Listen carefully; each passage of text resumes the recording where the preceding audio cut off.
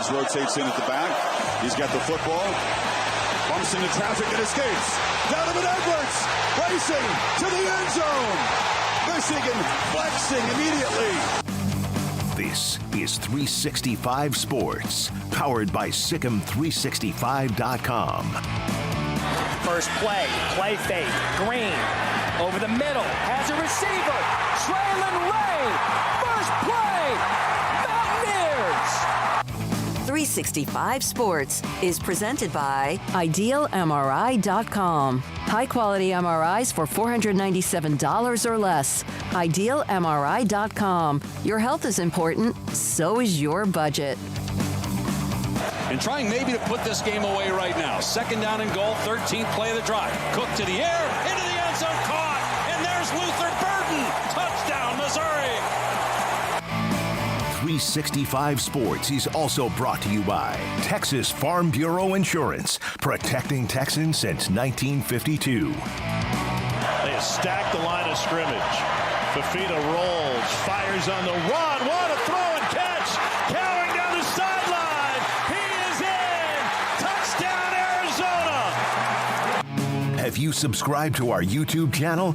Search 365 Sports on YouTube. Brought to you by TFNB, your bank for life.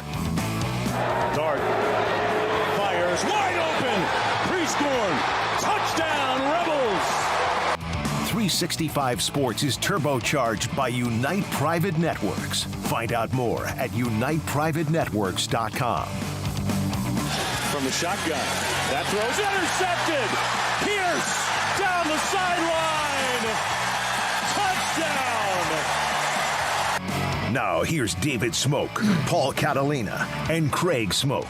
All right, here we go. And it is a Thursday afternoon. This is 365 Sports. If you are on the chat room or watching us live, please, if you want, hit the like button. If you're in the chat room, our text line's always open at 254-339-1122. And if you don't mind, subscribe. If you haven't, spread the word. We appreciate your time. An array of different topics, including yet another congressional hearing, an interesting comment from a UCLA quarterback on NIL, some coaching news, careers that have been extended into 7 and 9 years in college football, and then there's some portal news too, and visits and all of that and more. And yet today, the story from yesterday evening following UCF coming back from 16 points down to beat Texas was Rodney Terry trying to tell the coaches or players at UCF, you should not act like you've been here before. Don't be classic. Don't do that blink, because a handful of them were using the horns down hand signal or hand sign after a huge win for UCF. And Rodney Terry, I think, right now trying to deflect maybe where UT is in basketball. Well, it's totally what he's trying to do, or he's feeling the heat and he's getting mad about things like that. Now, here's the problem with act like you've been there before. I understand that sentiment, and it's a very old school sentiment. But if you're UCF and you've literally never been there before, then why do you begrudge them their emotions? And it's not the worst thing in the world. You should just embrace it, use it as, use it as fuel for the next time or the next game and move on.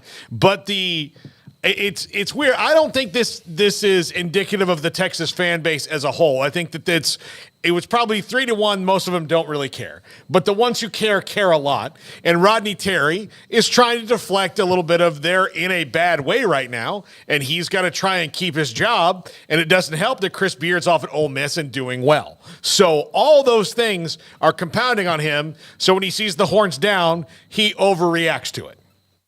Yeah, that was incredibly soft, and if I was a Texas fan, I would be embarrassed not by what UCF did, not by UCF beating us, although I'd be a little embarrassed by that too, because that's not what you're expecting at this point, but I'd be most embarrassed by the fact that Rodney Terry tried to go be everybody's dad after that game and act like he was the boss of UCF basketball. He said "we" an awful lot in a post-game press conference about guys who are not his players. We don't do that. We don't act like that. Well, why don't you worry about yourself and let Johnny Dawkins, who knows a thing or two about hoops, worry about his basketball team, the one that just rolled into town and beat you guys. I thought that was so soft. And a lot of the Texas fans, not all of them, but a lot of them that I've seen agree and think that it was a bad look.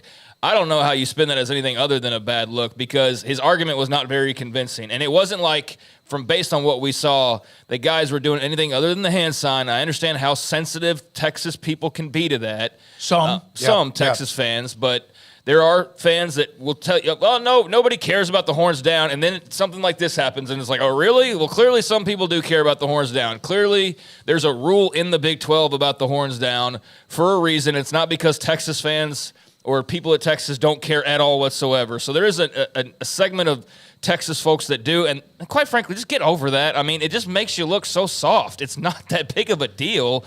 And I get it's disrespectful, whatever, but there's a lot worse hand signs that could be used if people really wanted to be disrespectful. It's just people turning your own sign against you. Yeah, like it's all it is. It's like you turning the OU logo upside down. Like, who cares? All right. I mean, who cares, honestly? Yep. So I just think that Texas itself has made the horns down thing way bigger and way more of an issue than it ever would have been otherwise. Like, if they just never reacted to it, then who would even really care about it? Who would balk? Like, who would even have a reaction to it? You would just be like, yeah, of course, that's what people do when you beat Texas, is you do the horns down. But they've made it like a thing now where it's a running joke when they take such issue with it. And I think that's unfortunate for the fans who really don't care, which is probably the majority. But yeah, Rodney Terry, that was just a bad look all the way around, in my opinion. UCF was pumped up and excited. And congrats to the Knights, because that's getting overshadowed. The fact that they've now beat Kansas and Texas. Maybe that's part of the plan. Kansas and Texas in the last week, that is absolutely huge for that basketball program. Welcome to the Big 12. I mean, that's massive. That needs to be said as much as anything else. But yeah, I like Rodney Terry. But I just thought that was such a bad look by him last night, and I'm glad to see that I'm not alone in that, and I think that's where most people's heads are. Not that he's a bad guy by any means, right, but that did scream of distract everybody from the loss that we just suffered, and let's talk about how we're classier than you are, which is a total loser move, by the way. What does everybody do when they lose? The class card, right? That's always the card that people try and pull is, oh, well, we're classier than you, and that's exactly what he did. It was a fan play, and that was just a sad reaction, I thought, by Texas basketball coach. The act like you've been there before, I get that. But at the same time, again, UCF has never been there before, although they had just beaten Kansas a week ago. And so, hey, they're now a team that you better be careful of when you play either home or away. Here are a couple of tweets. Jeff Goodman from the Field of 68 covers the hell out of college basketball. UT was up by 12 at halftime, lost at home, dominated in the second half. The rebounding edge was crazy dominant. Has one win against a top 75 team. They do play at home Saturday morning, 11 o'clock tip against Baylor down at Moody Center, and that is on Saturday morning. And Baylor, they themselves a little bit stung after the ending against Kansas State. Here's one of the quotes from Rodney Terry. About 6 or 7 guys putting the horns down. We don't do that because when you do that, those kinds of things, it looks very classless. All right, so here's my point. Yet he's Rodney Terry. Maybe he didn't realize it. Don't do that shit, is what he said. Don't do that as he's walking down and shaking some of the hands. That's classless. That's not your team. Let Johnny Dawkins take care of that if he wants to or not. There was also part of a quote that he said, don't act like you were hoping to win. That, to me, was kind of a jab. I don't know. You walked into Austin hoping to win. I don't know what that means.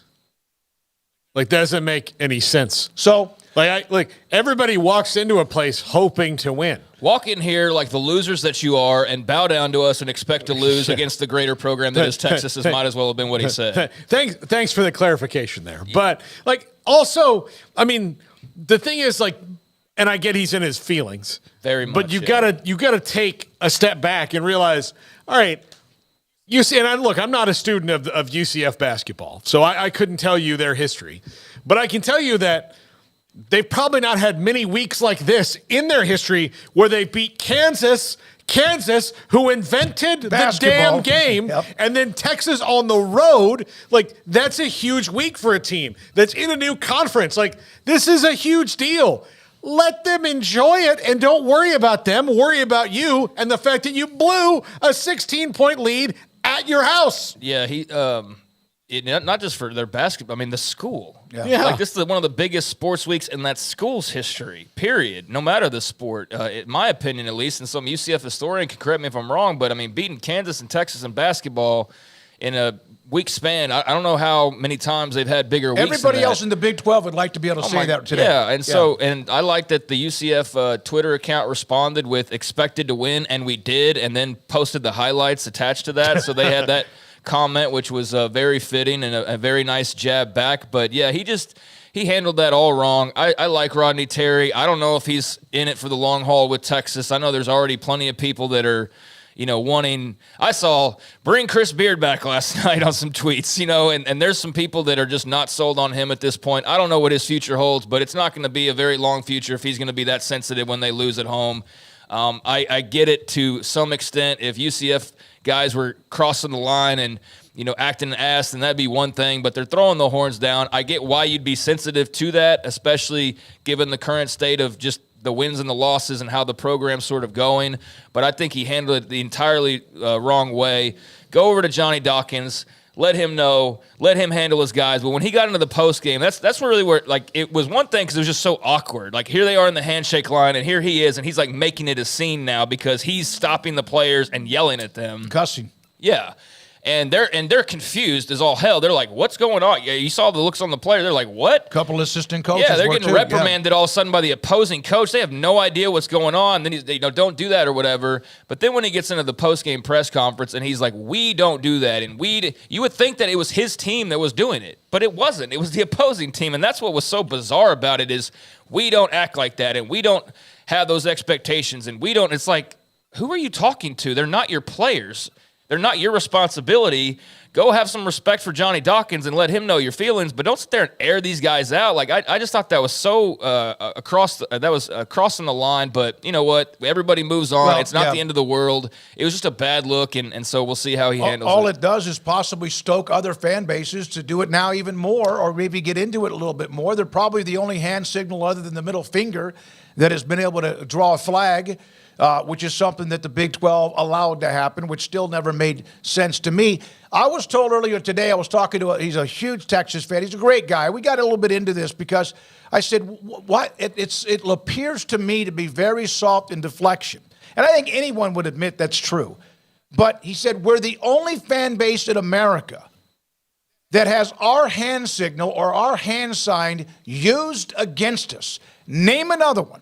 Paul? All of them. But yes, I'll say, look, I sat in the Orange Bowl, wide right 3 in 2000, and watched a 6-year-old kid take the tomahawk chop, turn it into a middle finger with the rest of the crowd saying, F you Seminoles, Seminoles F you, with the band.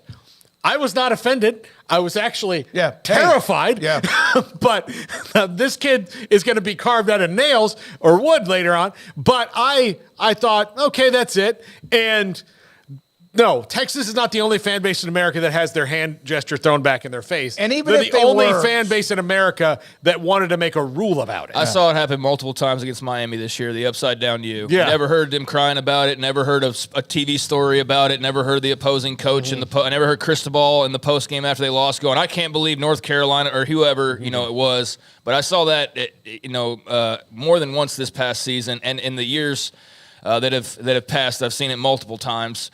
So yeah, there's one example for you right off the top of my head, not knowing you were going to ask that. So yeah, that's BS that they're the only ones. I've seen people do the upside down thumbs up for A&M, even though that's not like a super popular gesture, but I've seen it. And so the OU logo turned upside down on graphics is very easy to go find. Mocking the Florida chop. Yeah, mocking the Gators. So yeah, I mean that's not true. That's the only thing, but they're just the most sensitive to it, and so I think some. Yeah. But I do think that this is great for UCF to see where some of the annoyance comes from, and Texas and Oklahoma fans. And look, I'm an Oklahoma fan.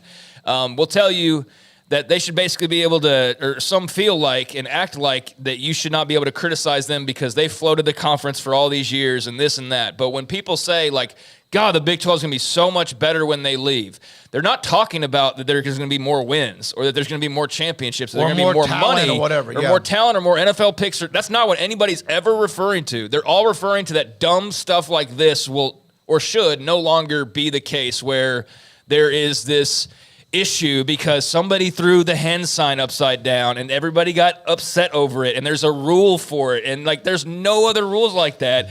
And so that's where people are 99% of the time coming from when they talk about, God, I can't wait for these guys to be gone. It's that kind of a thing that you saw last night is the reason why people say that. And you know what? It'll be okay in the end. Everything's going to be fine. But, yeah, that was a bad look. They're not going into a conference where manners is like a thing either. So that's been the biggest response I've seen today. Yeah. They're not going into a place. Even if they go in and win, it doesn't matter. They're not going into a place where you're not going to walk into Baton Rouge and they're going to be like, oh, eat skinny don't you? You guys don't like the Hollands down? Come have some crawfish and calm down. Wipe those tears. Like, that's not going to happen. It's going to be so like, you think it's pouring gasoline on a fire. Okay, you think if you get hurt by UCF basketball players or Baylor fans or TCU fans throwing the horns down at you, go to Baton Rouge and complain and see how that works out for you. All right, UCF's basketball history, by the way. Remember, they weren't always a Division I basketball team. They have been to the tournament, it looks like about 8 or 9 times. The last appearance was 19. Before that, they had a run in 04 and 05, and before that, in the middle 90s a couple of times. This is very much new ground. And on the chat room, Justin just came in and said, this is so cool you're opening up with UCF, which it is, because of the reaction of Rodney Terry. So there we are with that.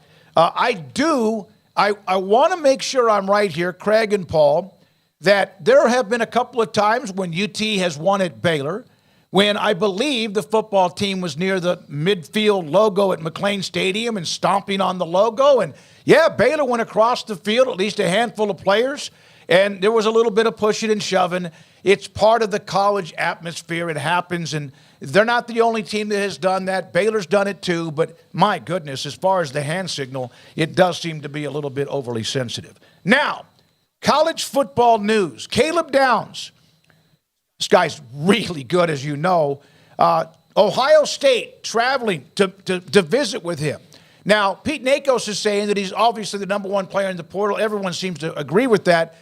Georgia and Ohio State appear to be the ones locked in on him. However, in this day and age, the way things are, I'm sure there are other schools reaching out to him. It would not surprise me if Texas is not one of them, or Florida State is not one of them, or others are not one of them. He is really good, and yet he's in the portal in Ohio State, Georgia right now. But I have seen where there are possibilities of other visits from other schools to see him. Yeah, he wants to get it done quick, though, so. Yeah, I want to say, too, on the UCF fan, like, welcome, and hope you stick around and have been around for a while. And I do want the focus to be on UCF's win more than anything else. No, I agree. And the fact that they've now got those 2 big wins, and it's awesome that they're having such a nice start to the Big 12 schedule. And I think it's been great, and I mentioned this yesterday, of the fan bases. BYU's got a good team. Cincy's got a good team. Houston's got a good team. UCF's got a very exciting, good team. And it's been cool to see them all kind of get baptized in the Big 12 basketball scene and all seem to be enjoying themselves and how much just oomph there is to it on a night-to-night basis. But, yeah, with Caleb Downs, I mean, I think it's just kind of now when there's a guy of that stature that you just throw out like the same 5 schools. I agree, yeah. And so I see the Texas thing, but then I see Texas Riders and they're like, they don't feel like there's anything there. And so I know they keep getting mentioned, but barring something that I've just completely missed out on, I think this is a smaller race, and that Ohio State and Georgia are probably the 2 you're looking at, especially when the guy, as I know Paul was getting ready to say, just put it out there yesterday. The report was that he was wanting to make a decision within 48 hours. So that limits you being able to do too much. 25 hours into that. That limits you being able to do too much. And so you think you kind of already have a shorter list, and that would be a pretty solid short list there. But, yeah, it does seem like those are the favorites and that we're going to hear something soon. But you never, especially in the NIL era, can rule out like somebody swooping in. But I think that money's not even the issue for him now. It's probably like just all of the things put together. What is the best scenario? Yeah, because money's going to come regardless of where he goes. So, yeah, very interested to see Caleb Downs make his decision here. Kim Coulter, thanks for the super chat. Craig nailed it. We appreciate the super chat. Thanks, if you'd Kim. like to send us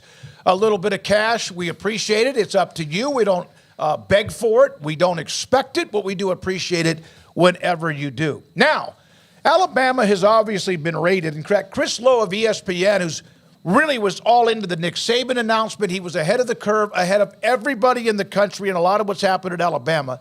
He wrote a story about how they're losing these players, but they're not the only ones. But maybe they'll start to turn the corner and add a few. Washington, 4-star edge rusher Noah Carter out of Peoria, Arizona, who committed to Washington, is now apparently his leading, location of where he ends up is Alabama. So there we are with that, a big player that is leaving Washington among many that are leaving Washington. Tacario Davis, defensive back at Arizona, 6'3", 190, 13 games on Arizona's team that was really good. He led the conference, the Pac-12, 15 broken up passes, 16 passes defended.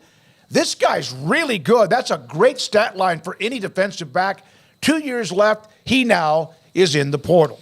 Yeah, I think that makes their 10th guy, 9th or 10th guy. So well, one of them is the running back, remember, in Jonah Coleman. We'll have a note about that in a second. Has any national reporter come out with a tweet bemoaning the transfer rules because Arizona's losing players, or is that just reserved for Alabama? No.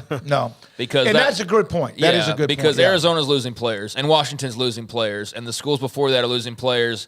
I'm not anti-changing some things up, but I do think that all of a sudden it's Alabama, as we saw kind of the uproar with that yesterday, is silly when Arizona's sitting here losing really good players. And, their defense, like I always mention their quarterback and their wide receiver, and they had the running back from Texas, Michael Wiley, who was pretty good when he was healthy, and their offense was good, but their defense was really good. Like, their defense was really good. That's why Texas came and grabbed one of their coaches and has brought him over into the fold. So, yeah, I think that's a team right now that's just trying to stem the bleeding as best they can. I know that McMillan and Fafita were at the basketball game. Well, you have that Jason Shearer. No, that's okay. So, I mean, there's that, and Coleman, who's in the portal, was even there. Yeah, he's so hanging out with his buddies. Yeah, I mean, it could be just you're hanging out till you move wherever you're going to move. But, I mean, if they can keep Fafita, McMillan, and some semblance of that group, then that would be good. But, yeah, they're also bleeding out really good players too, and it seems like a lot on the defensive side. So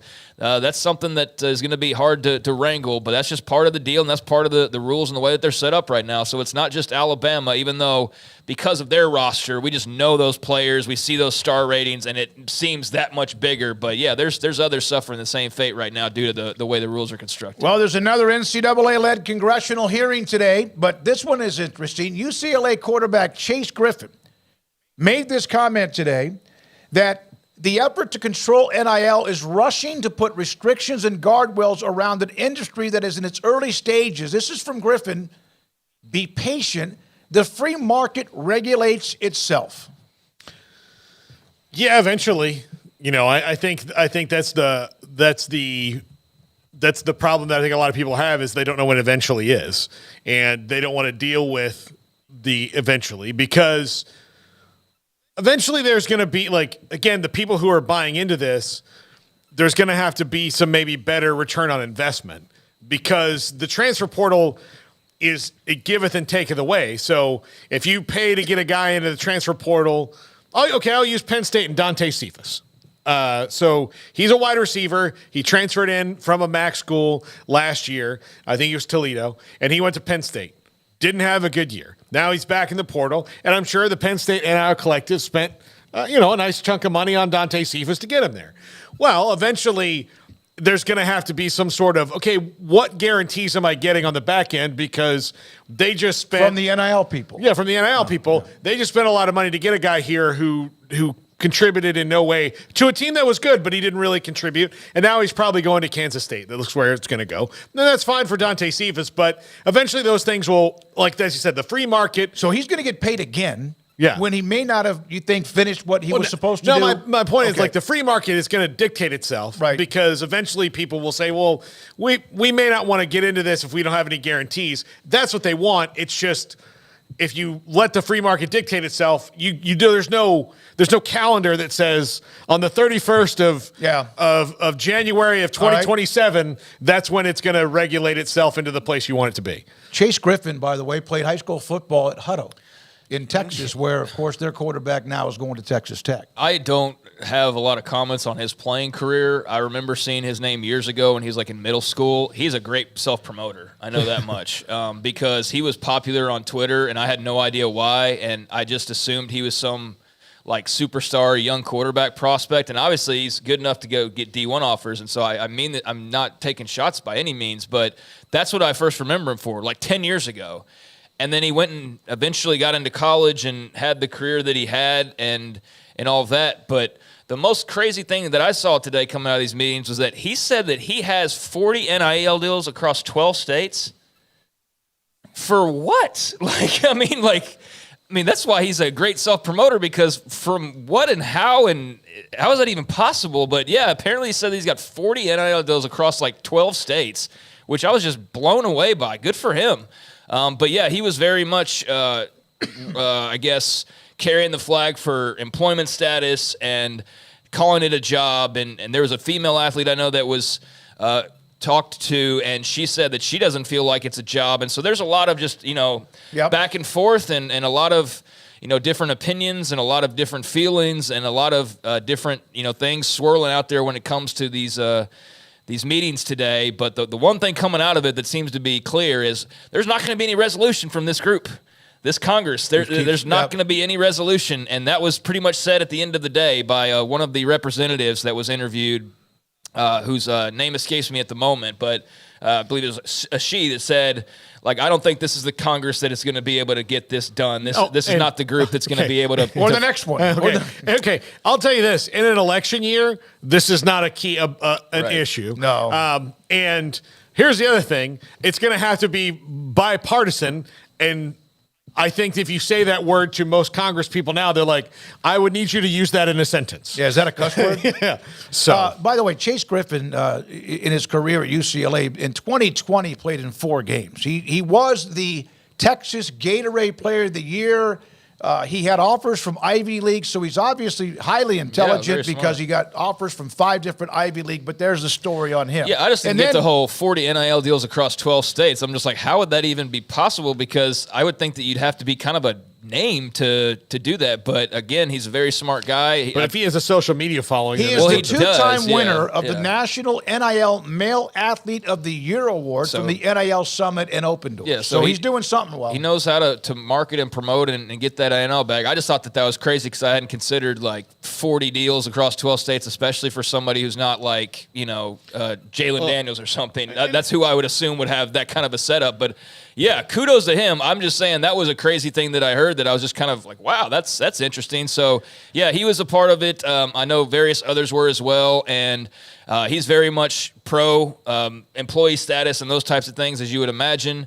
And there are other athletes that don't so much feel that way. But, again, the kind of the main theme, I guess, coming out of this was that if you were expecting them to come to some sort of a resolution, Paul, that's not going to happen. And no.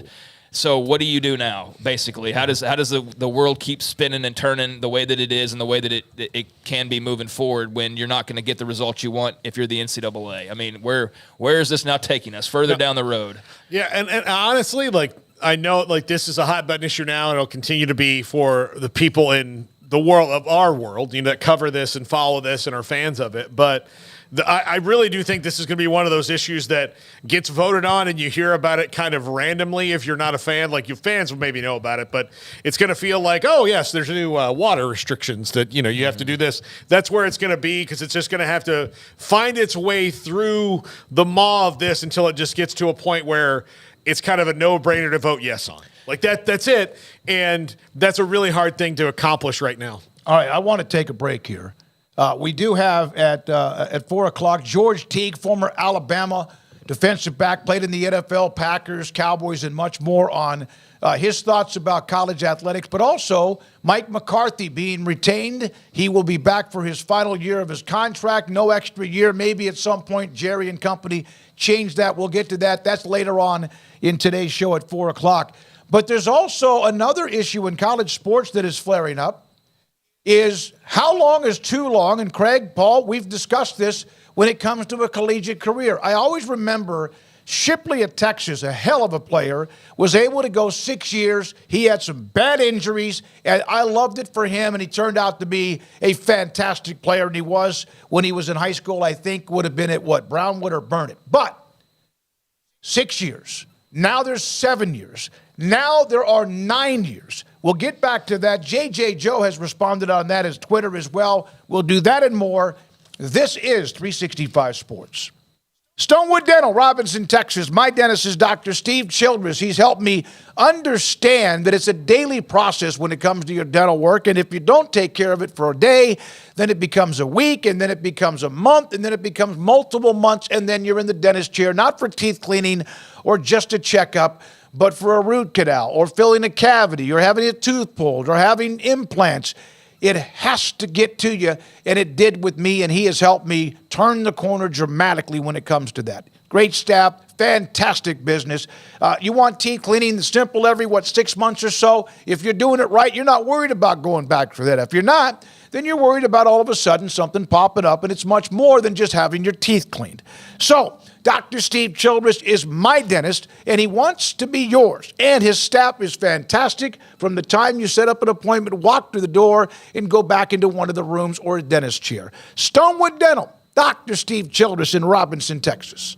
Drive into the new year with confidence and excitement during the Start Something New sales event at Allen Samuels in Waco. Get incredible deals on our entire selection of new Ram trucks, Jeeps, SUVs, Chrysler sedans, or a sporty Dodge. Get more for less guaranteed. More value, more selection, more service, more trade-in allowance, and even more competitive financing. Hurry in and start 2024 with a bang. Shop the greatest selection of inventory in Central Texas at Allen Samuels in Waco. In-store or online at AllenSamuelsDCJ.com and make it unforgettable.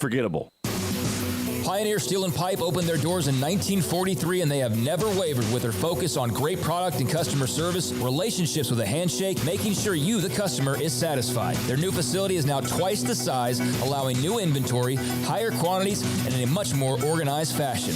In addition to the long lengths in tubing, angles, channels, rods, and flat, Pioneer Steel and Pipe now offers several shorter, more convenient lengths of material already cut. Their 2,500 square foot showroom has over 1,000 new products in stock, new welding supplies, hardware, quickcrete, and do-it-yourself components for any project, whether you are a professional contractor or weekend warrior. The new facility is designed to make your loading experience faster and more efficient with easy drive lanes around the building and much more room to get your trailer loaded. Our location may have changed, but our values haven't, and our relationship with customers goes much farther than just business. Pioneer Steel and Pipe on Loop 340 and Highway 6 and just east of I-35 in Waco. Automatic Chef Canteen is a full-service micro-market vending and office coffee provider with state-of-the-art vending equipment, a wide variety of products, and offering custom-fitted micro-market vending office coffee solutions for your employee break room. You want a full break room solution and a workplace oasis? Well, Automatic Chef Canteen, locally owned and operated for over 50 years in Central Texas, also includes in-house mechanics on call 24/7 for fast, reliable service and maintenance. Automatic Chef Canteen, 6900 Imperial Drive in Waco, or online at automaticchefcanteen.com. Looking to connect with Baylor alums in your area? Baylor Alumni can help. Looking to host a watch party in your city? Baylor Alumni can get you started. Want to step out in your community and serve with other alums? Baylor Alumni is your connection with the university and each other. Let's get started.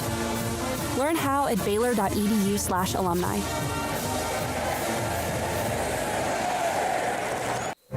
Stepping into the boots of a U.S. Army officer can add confidence and leadership skills to your son or daughter's career path. See all the things they can achieve in our boots at GoArmy.com. U.S. Army Waco Recruiting Company, 254-598-8131 or 254-776-1543.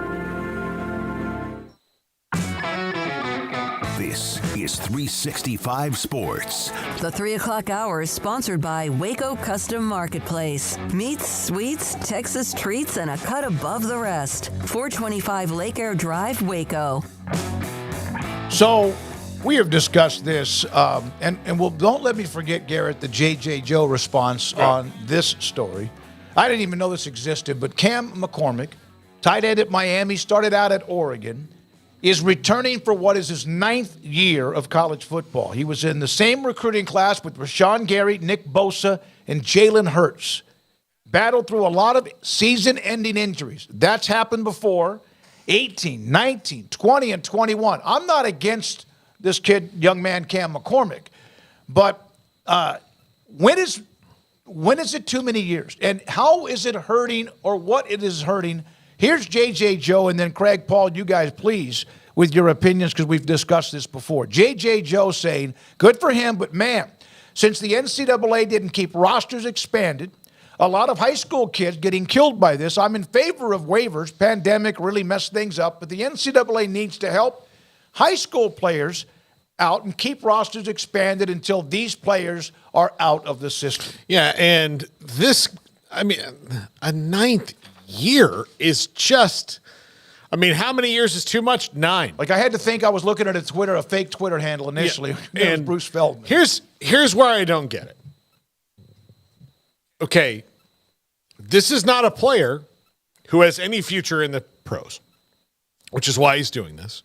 This is also not a player who, based on the fact that he had 8 catches for 62 yards and no touchdowns last year, is going to command a large NIL bag. This is not someone like Cam Ward comes down and they took him out to dinner with Rick Ross because they wanted Cam Ward to come there, and Rick Ross said, yeah, you can be a Wingstop sponsor and all these things.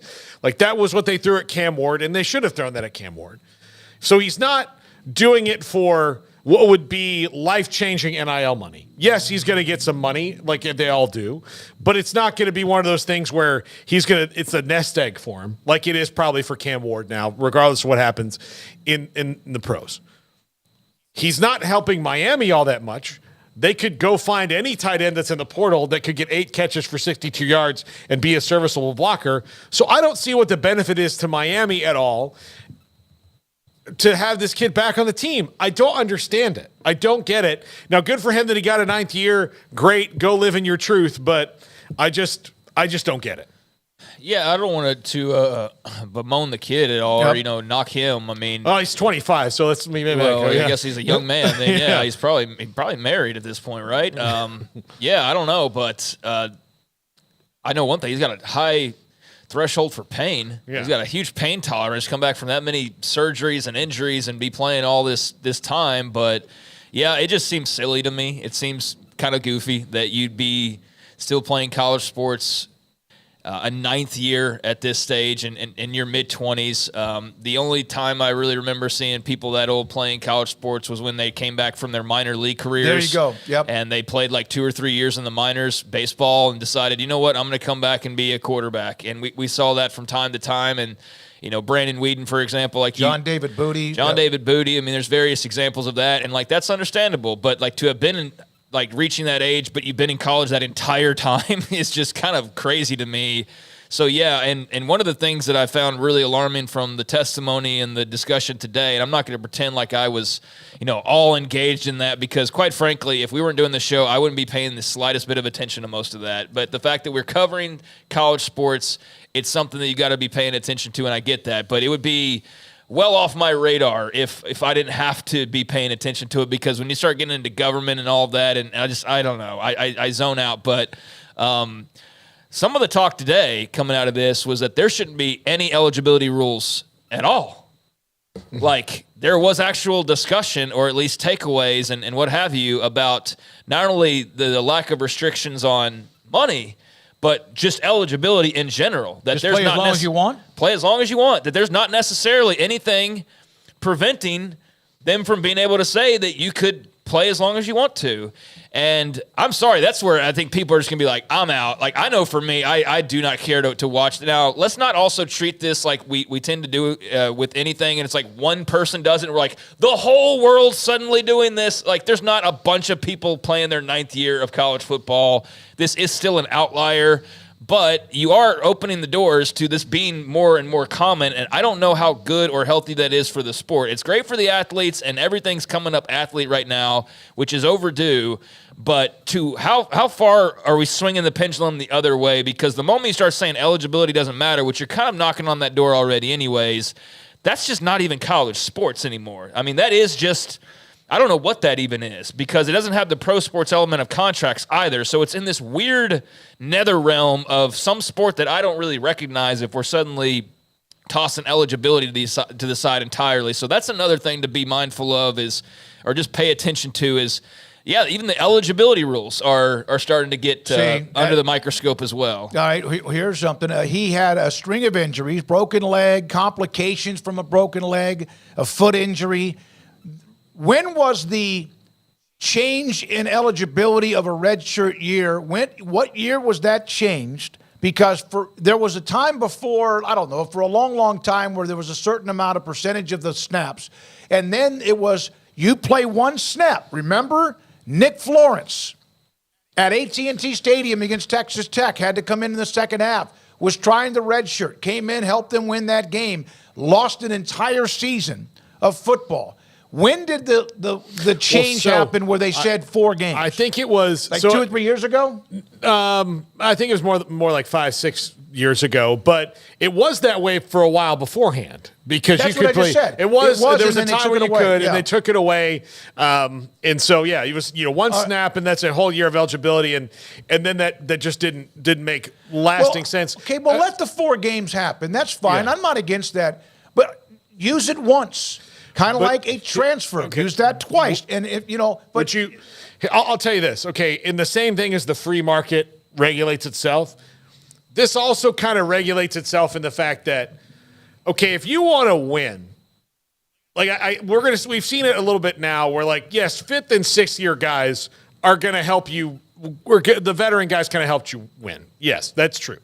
But I think when you're keeping 7th and 8th year players, if you get into that, 9th year players, that is not going to help you win long term because the proof's in the pudding. If you win, the teams that win regular conference titles and compete for the national title have guys that are going to be professional football players or professional athletes. So if you're on your 9th year, that means the pros aren't calling.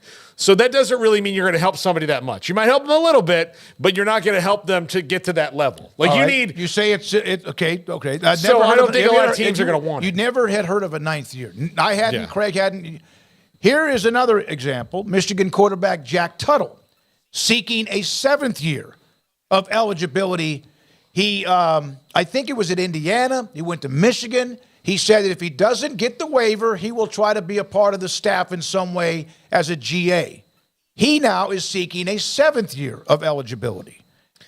Baylor had, who was it, Craig? He'll play just as much as a GA as he's going to now. Matt Jones, last year's Bryson Jackson. Bryson Jackson was a 7-year guy. I mean, I will say that I did read about McCormick and the fact that he has already, and I don't know that I don't have the official confirmation from the University of Miami, but I was reading a couple of Miami boards that or posts that said that he had gotten his degree, obviously his first degree, but that he was working on another. It's like he's like using the school time wisely is what I'm trying to say, and that's good because eventually you're not going to get a 10th year, but 9 just seems absurd. Like a 9, when you've got 4 season-ending injuries, there's like listen to nature and to God saying like, I don't think this is in the cards for you anymore. That's like how I feel about it, but that just seems silly. But he has apparently used all that time in college to his benefit, and will have one hell of a pair of degrees and a resume to go into the workforce with eventually. So there is that, but. Yeah, that's just wild. And I was trying to track down the original post I saw where it was talking about just, eligibility is being off the table entirely. It wasn't a report. It was just saying, like, the way that this is shaping up, there's really not an argument to say that there is eligibility rulings, and because that's just something else that you could sue for and then probably win in court, because Lord knows the NCAA is not winning anything. So, that'll be something to think about as well. But one thing that was very clear today was that eligibility rules in general, they're going to the wayside. As far as the transfer part of this is going to the wayside. I don't think the days of sitting out a year, although those are becoming rare anyways, but I think those are almost entirely going to be gone here pretty soon, of where you're just going to be able to not only go when you want to go, but you're going to be able to go as many times as you want to go. That was one of the messages that I got from today. So buckle up for that, because we're kind of like halfway there. We're kind of like 1 foot in, 1 foot out of that. But today's events appear to be leaning towards a world where, yes, you can basically have unlimited transfer opportunities without having to be penalized for that whatsoever. So that's another thing on the plate right now that would be kind of a traffic jam, as JJ Joe was alluding to. Well, yeah, JJ saying that you're keeping the high school players from having opportunities. Again, there may be 8 guys with this situation, maybe even 20 that have 6 years or whatever, but he was talking about it. And I've even seen high school coaches are getting a little bit grumpy about this too, because it's their players trying to have opportunities to get into college, and the good ones they'll find a way. Somebody will find a way to get them on the roster. They'll make room for them. One of the other notes was this: if you are a team that loses a coach, Alabama, Kalen DeBoer, Washington, etc. Well, I brought this up yesterday, and apparently I either misread or what was sent to me about, well, they don't have a 30-day window to go restock their roster. The point was this: you have a coach that leaves, your roster is available for everybody for 30 days. But what about if you're a backup on a team that a player like Jatavian Sanders leaves and you're looking for maybe next man up, and you're not on a team where the coach leaves, but then they restock their roster and might take away an opportunity for you, and you've been loyal, and you cannot leave now until the spring if, in fact, you feel like you're probably not going to play.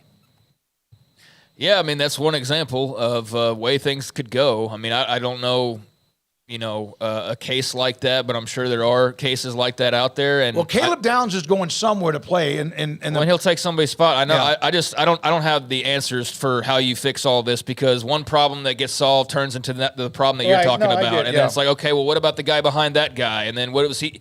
And so I don't know what you do about that particular situation. I think you've got to. I think small W's lead to big W's, and the NCAA's got no W's, and instead of trying to get one fell swoop, which is what it seems like they're planning on, is just like the government to solve everything for them, they're going to have to start getting like little W's here and there. Like, win some battles before you think you're going to have any sort of a win in the war, because you're losing every battle. And the war, it's not even it's so one-sided, it's not even funny at this point, but you're getting basically nothing. Yeah, they're Grenada. Yeah, they're getting demolished. And so try and get like a win here and there, just some semblance of sanity on your side of things. But yeah, that's another issue. And then, that creates, I'm sure, another issue and another issue and so on and so forth, to where we are now, where everything's seemingly an issue for the NCAA, and everything's, well, what about? You're just not going to be able to make everyone happy and have everybody's college careers go perfectly. That's just the reality of it. But it seems like we're trying to attempt to do that, where it's like, I don't know. I don't know how all of that can possibly work, but here we are. Diego Pavia from New Mexico State is headed to Vanderbilt and anchor down. So he's headed to Vanderbilt. He won a national title in junior college at New Mexico Military Institute, played at New Mexico State with Jerry Kill, who's also going to be an analyst at at Vanderbilt after he retired. Had the kind of that, not meltdown, but he was upset about the conditions during the bowl game. So Diego Pavia, pretty good player. New Mexico State now headed to Vanderbilt. It was because of Diego Pavia that he had that situation that New Mexico completely overreacted to. But, I know, good for him. Good for Vanderbilt. Vanderbilt's, you watch what they're doing, trying to build a roster. They're trying to compete in the new SEC for sure.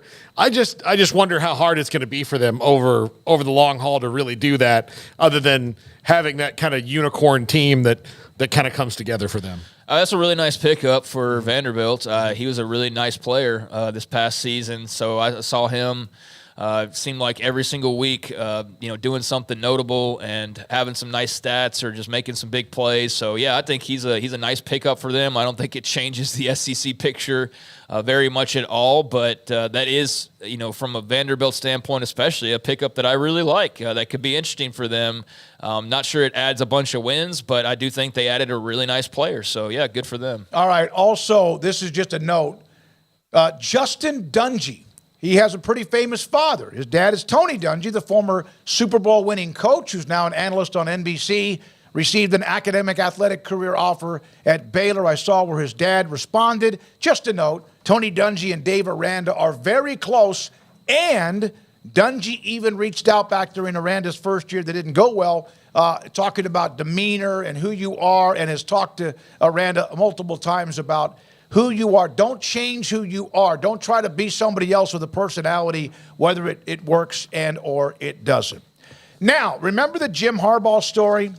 Which one? The most recent one about his contract, and they wanted some sort of an amendment in there, addendum in there about if he's fired, etc. Dan Wetzel today, NCAA's new strict liability rule means every collegiate head coach is now at risk of being fired for cause if anyone on their staff commits a level 1 violation. That was not always the case.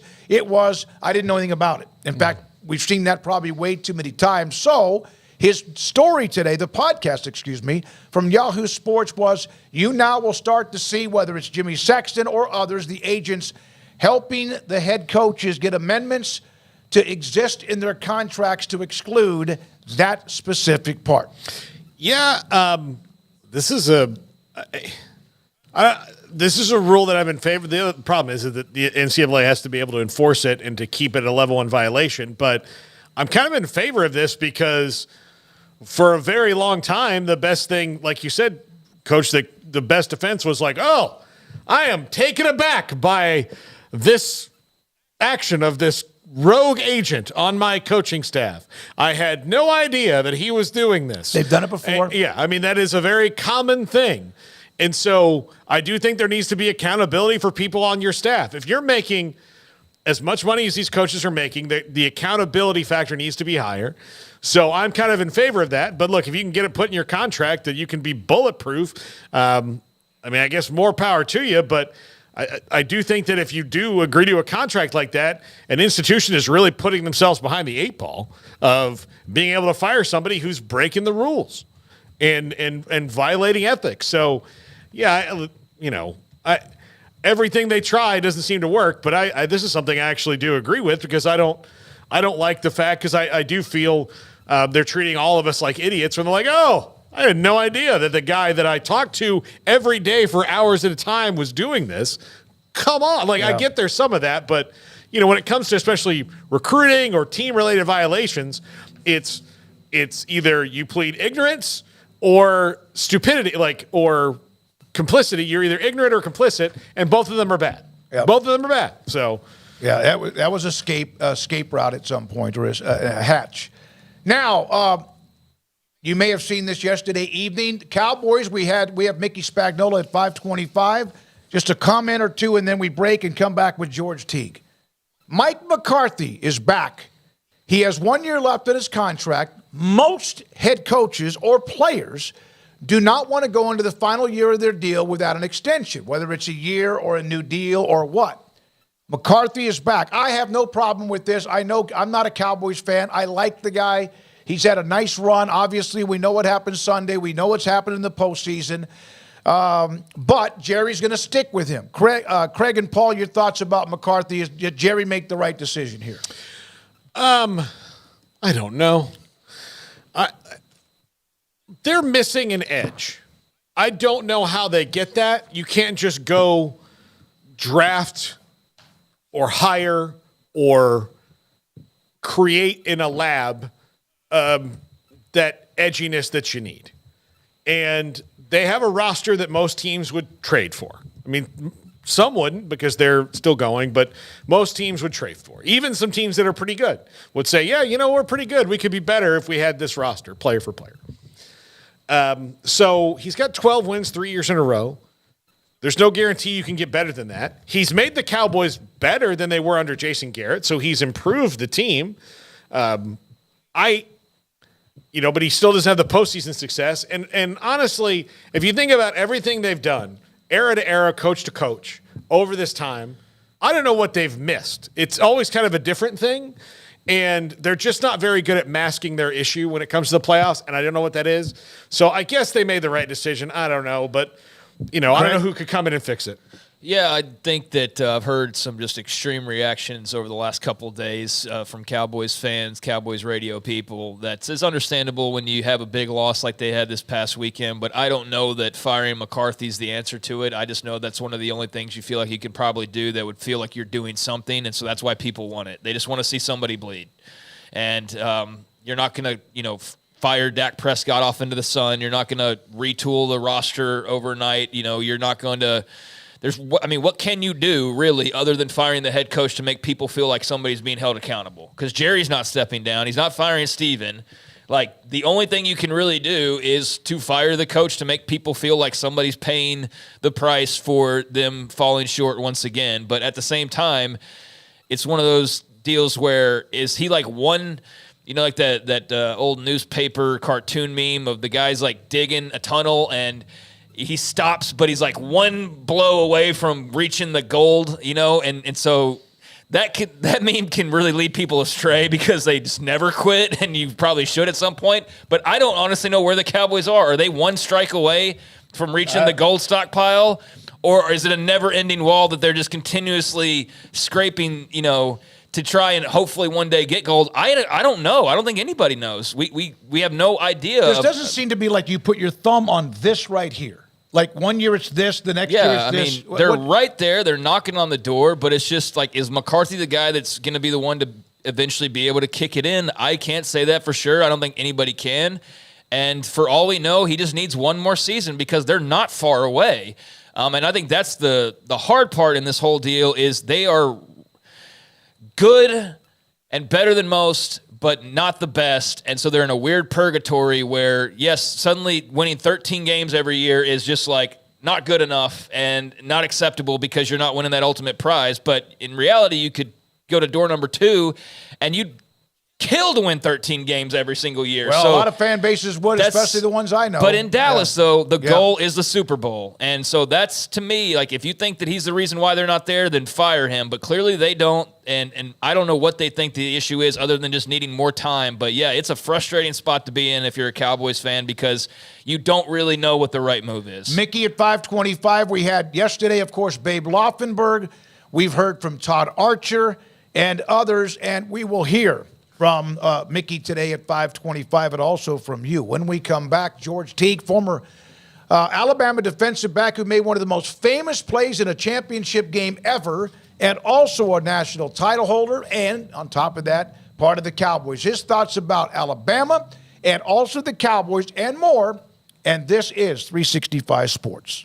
Samantha Duvall, TexasBeefHouse.com, farm-raised Wagyu beef, and of course it is spectacular. We've discussed it all the time, and you were right. Back when you had that online auction that went so incredibly well, that live auction too, that you were going to have more and more of them, and you've got one again scheduled for the end of the month. Yeah, so we've got another live auction, so it'll be in person or you can bid online. Coming on Tuesday, January 30th. We're going to have dinner beforehand at 5 o'clock. We're going to have smash burgers. We're also going to have some of our steaks for steak tasting. That way you can taste test it and then bid on it. And then the auction will start at 6:15. So you'll be able to bid at our place in person here in Tyler, Texas, or you can bid online at cci.live. And we're just so excited. The last two have been really successful, and it's just a fun thing for us to do and be a part of. People who like steak, they've had all of the different types, farm-raised, aged Wagyu, which is just spectacular. When people have not had that and they taste it for the first time, what have been some of the reactions with you? Well, and it's not even the steak. People will even comment on the smell of the ground beef, just how much different and how good it smells and how much different it tastes. Like, it doesn't taste bland. The ground beef release doesn't even really need a lot of seasoning. So a lot of people like that. They like that dry age.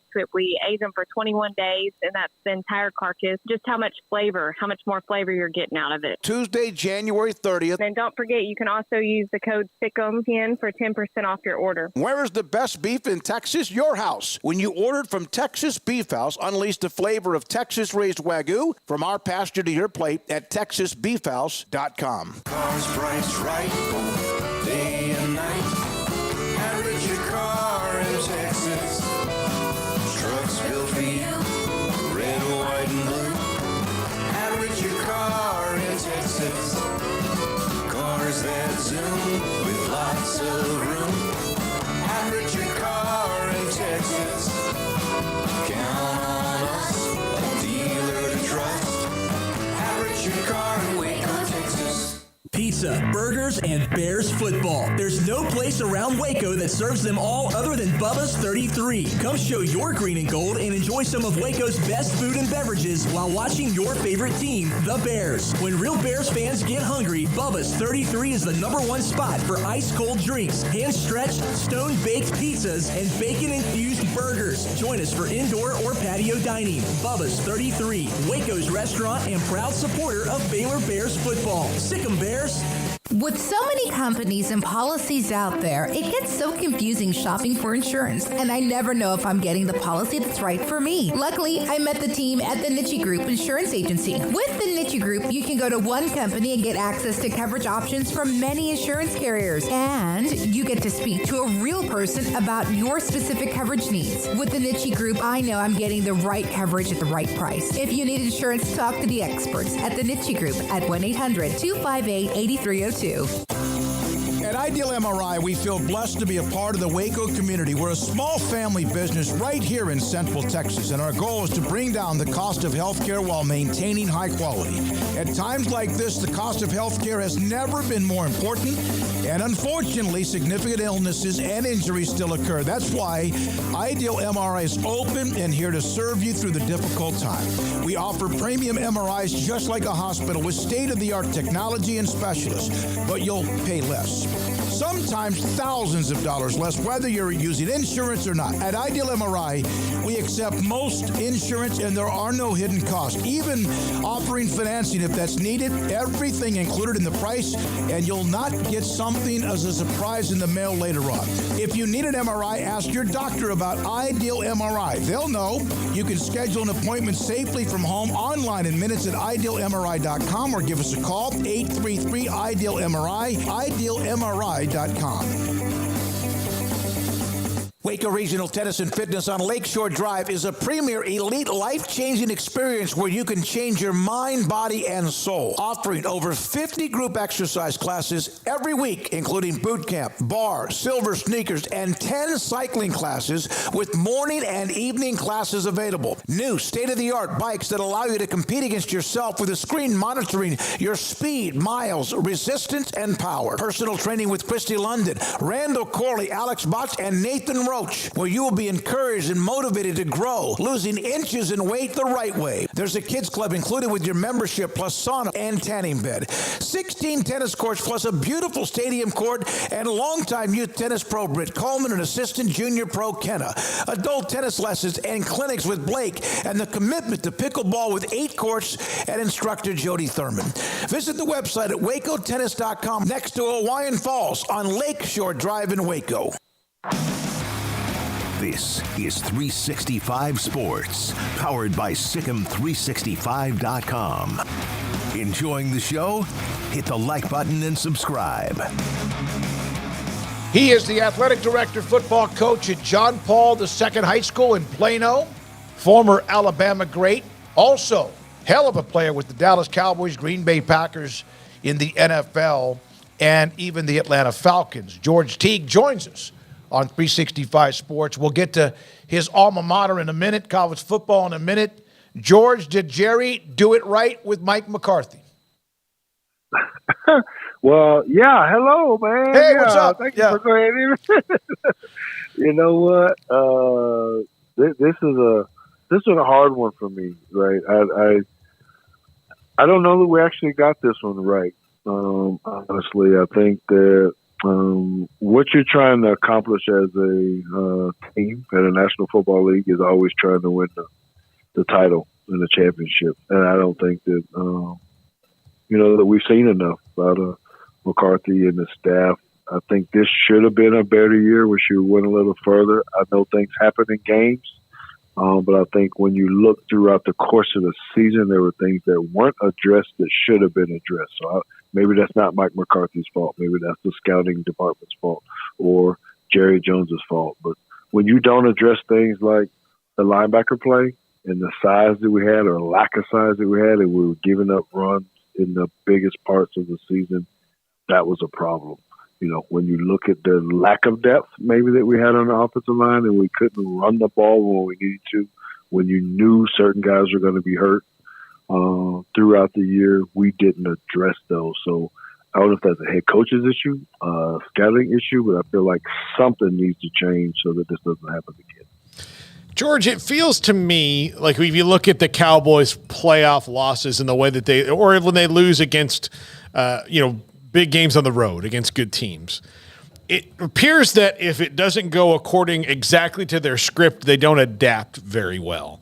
As where, and I know that this is kind of an extreme comparison, but the reason Patrick Mahomes is so great is that he doesn't need a script. Josh Allen doesn't need a script. Joe Burrow doesn't seem to need a script. That as long as you keep it close, those guys can really do it. But the Cowboys, it seems like if it doesn't go exactly their way, the wheels fall off and it doesn't go that way. How do you correct that? Because that seems more like not a coaching issue as far as X's and O's, but more of a confidence issue.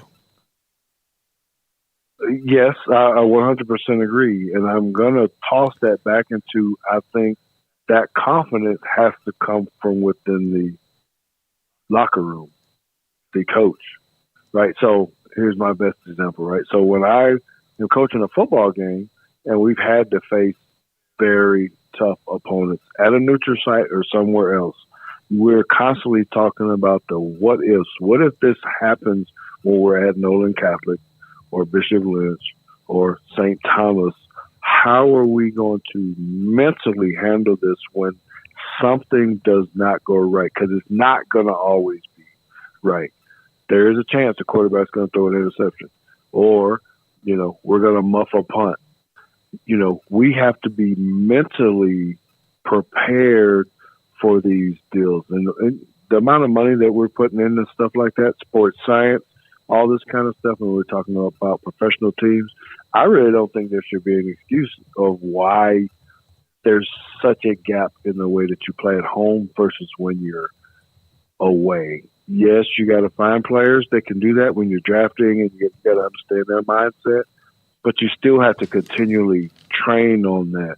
What is it going to be when you go into elements, when it's cold, or when it's very, very hot? You have to be mentally prepared for that. So, again, I'm not saying it's all McCarthy's fault. It's an organizational deal where you have to look and evaluate hard and say, why did we? I'm speaking as a fan now at this point, not necessarily as an analyst. So why didn't we address that so that we don't have these letdowns at very, very big moments in games like the playoffs? George, is culture an overrated word, overused word, or is it the word?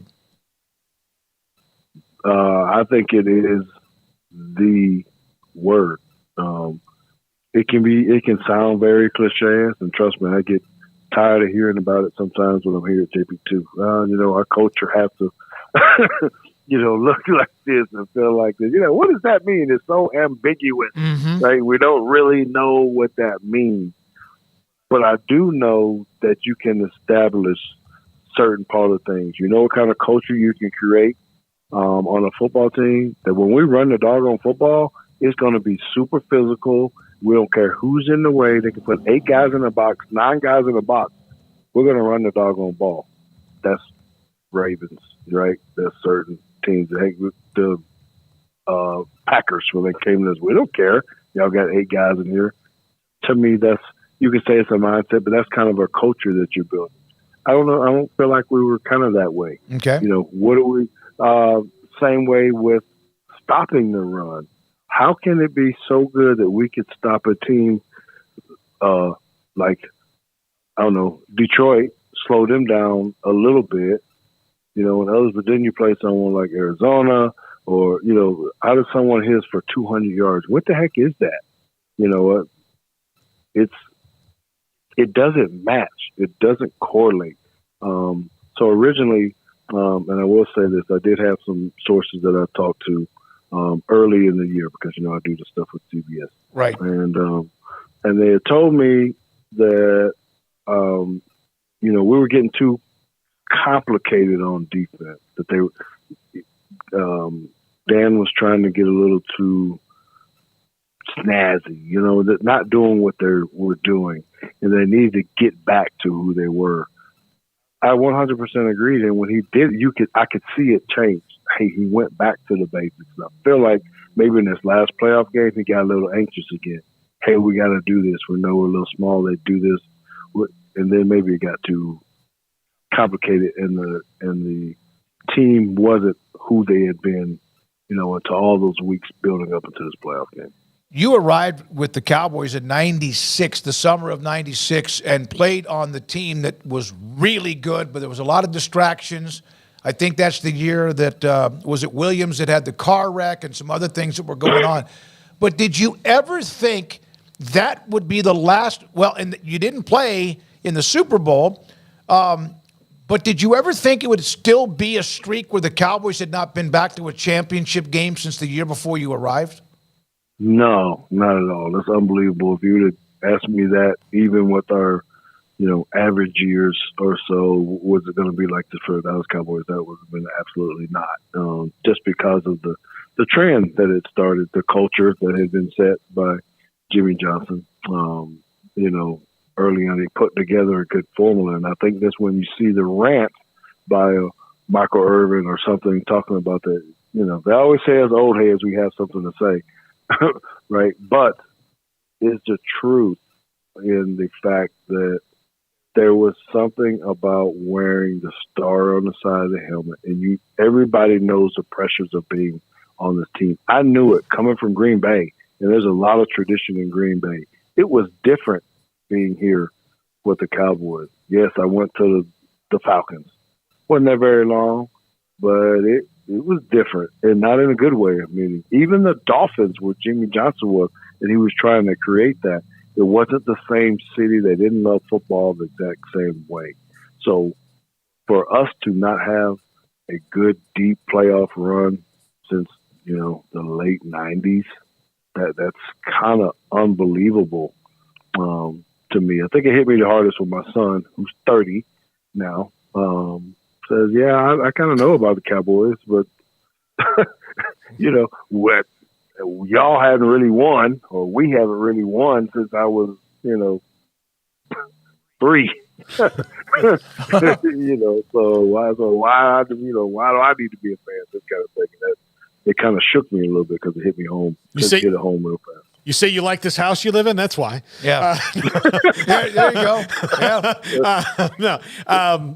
But George, do you get, I know people are going to ask you about T.O. all the time and that moment at the Star, but does it change where you are in the country? Like if you're in Alabama, if you're at Tuscaloosa, they're probably not going to ask you about T.O. They're going to ask you about running down Lamar Thomas, right? Mm-hmm. Does it just depend on what kind of fan encounters you, asks you about one of those two moments? Yes. But I would say most of the time, so the Alabama play is definitely more centric. It doesn't mean they don't talk about it here, but it's probably more Alabama fans who may remember it or something of that nature. When I'm in Alabama, I may get heavy dose of that national championship game, but inevitably they always talk about Terrell Owens and the hit as well, just because they're probably also NFL fans in some aspect, and Terrell Owens is from Alabama, right? Up the street, Thomasville, Alabama, not too far from Tuscaloosa anyway. So I kind of get hit with both heavily in Alabama, if that makes sense. Mm-hmm. And although I get them hit, both of them here is probably Terrell Owens first, and then if they know about my history, they'll say, well, yeah, I remember that as well. So it's kind of reversed on how it plays out by part of the country. If I'm out in Virginia somewhere, it's all Terrell Owens. It's pros. It's stuff like that. George, the 92 team that won the national title and you beat Miami, that play against Lamar Thomas was called back, but would have been a touchdown perhaps. And then they don't accept the penalty and they score, which is overlooked at times, but you had a big pick in that game earlier. So, Gene Stallings, what did he mean to you? And there was a get-together. Somebody in the chat room that we have here on our YouTube channel mentioned some sort of a gathering with Gene Stallings. Were you able to get back? Do you get to go back to those reunions, so to speak? And what was that like? Yes, absolutely. And can you imagine how much money I might have made if there was NIL deals back in the day after that? How much money I could have kept them painting? But anyway, I digress. But yeah, I have seen Coach Stallings. I'm able to call and speak to him some as well because he's out in Paris. So he's always opened up his place to former players. Hey, come on out to the ranch, hang out. But it was great to really be around him. So we had our 30th anniversary, our 30-year reunion of the national championship, just a season ago. And we were all there. And it was really good to see him. And he and I are pretty, I'm going to say close in the sense that, he was a good secondary father figure to me, asking about the wife, about the kids and everything else. And he's always been that type of guy. So I got to be around him, and I'm almost the ambassador with it from the team because he's so stubborn right now. Now he has that old man stubbornness too, right? He don't want to sit down, and everybody knows he needs to sit down. So everybody's like, hey, T, can you get him to, we don't want him to fall. We don't want him to do something. We need to get him in the golf cart. And so I would always be the one to have to go talk to him, and he would always come back at this event and say, T, I'm not sitting down, son. I'm like, Coach, you need to be – he's like, no, what you got to do as a man now when people are talking to you, you don't sit down and look up at their face. You stand up and you look them in the eye. So he's still doing this same thing. He said, so I'm not going to sit down, so quit asking me. I said, okay, Coach. My bad. So it's kind of cool that he still thinks of us the same way. I early on in my career I was given a list by my co-host and said, hey, look, call these people. They're all Texas sports legends and try to get them on the show. And so I went home and I was talking to my dad, and my dad is an Aggie. So he said, well, you got to call Gene Stallings. And so I called Gene Stallings and I left a message, and my phone rang about 2 hours later. He was out, feeding cows or whatever he was doing. And the voice like, Paul, this is Gene Stallings returning your call about being on the show. And my heart leapt out of my chest hearing the voice. What was it like being recruited by him and hearing that voice on the other end of the phone? So my situation is a little bit different here, and a lot of people don't know this. So I was not actually recruited by Gene Stallings. I was recruited by Bill Curry. So when we started talking about transfer portal and all this kind of leaving, I kind of have good stories about what that means when your head coach leaves your very first year there at the program. So I actually came in under the Bill Curry deal. Gene Stallings came my sophomore year, my second year, and I finished with him.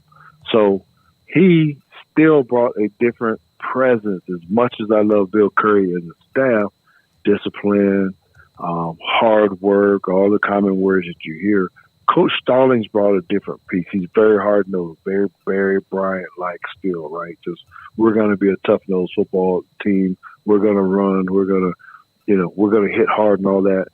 But what he did differently for us, I think, is he taught us really more of how to be men. Like literally, what did it mean to be a praying man? You know, it was important to him that we ate, and he actually was teaching us how to say a blessing, how to say grace. You know what I mean? It was really important to him to talk to us about, okay, are you calling your mom? What are you saying to your girlfriend? Are you still opening the door? These kind of things. Hey, guys, I don't need you to be asleep at 10, but I need you to take care of the teammates and make sure we're all back in the dorm at 10. Go to bed at 11 or 12. I just need you off the streets. You guys got to hold each other accountable to that. And I think that really led to our success because it really taught family values, like true family and family value from the team, and how do you build and mold and help guys. So I'm very thankful to him, and I'm very thankful that he came, that I could play with him, because even now he's saying exactly the same stuff, to me now. His first question is always, how's your wife, Consuela? I don't even know how he remembers, or no, I don't remember people's stuff. What about your kid? I remember you had your son. How's your son? Oh, he's right over here. Oh, great. Bring him over here. Let me, that kind of thing. So it's pretty awesome. So can you still do that as a coach, or can you do it well enough with the transfer portal and NIL and more? Or are guys your age and mine, and I'm older than you, I believe, much older, we have to just get used to it? I think we got to get used to it. I don't think you can do it. I think that's part of the reason, if not all of the reason, why Saban left. You can't really coach for the same piece of, hey, I'm trying to help this person get better, because they're going to turn their back on you because they're not as interested as, a mom or a dad might have sent them to you to say, hey, man, I need for you to help me watch my kid, make sure he gets graduated in that thing. It's different times. Now the dads and even the moms are like, hey, what can you do for me and my kid now? Can you pay us for this trip to come visit you? What? That wasn't how it used to be. And so now as coaches, you're constantly having to recruit the kids who are in your building. You're trying to blow them up and make them feel the best, but you can't do it with everybody. We ran into some of the same stuff at JP2, right? 100%. When we were really, really loaded, we were making our run to the state championship. There was so much turmoil. I shouldn't say turmoil. It's not the right word. There was so much I had to do to make sure that backup felt like he was part of it. When I would say in older days, it wasn't necessarily the same way. They were happy to be a part of it. Hey, I'm going to get a ring too. I play what I want, but now they want to shine. I was actually having conversations with parents that said, how come his article by David Smoak and the guys and how come their article is longer than mine and it said the other kid's name? And like, what are you? Wow. That actually happened. I was like, no, this is not what we're doing. The guy had a good game. He had 3 touchdowns or whatever. We don't have to talk about every single kid. That doesn't mean that you're not loved. So then they want to leave. Well, I can go over here. I can be the guy. I want the guy with the write-up. I want the bigger check.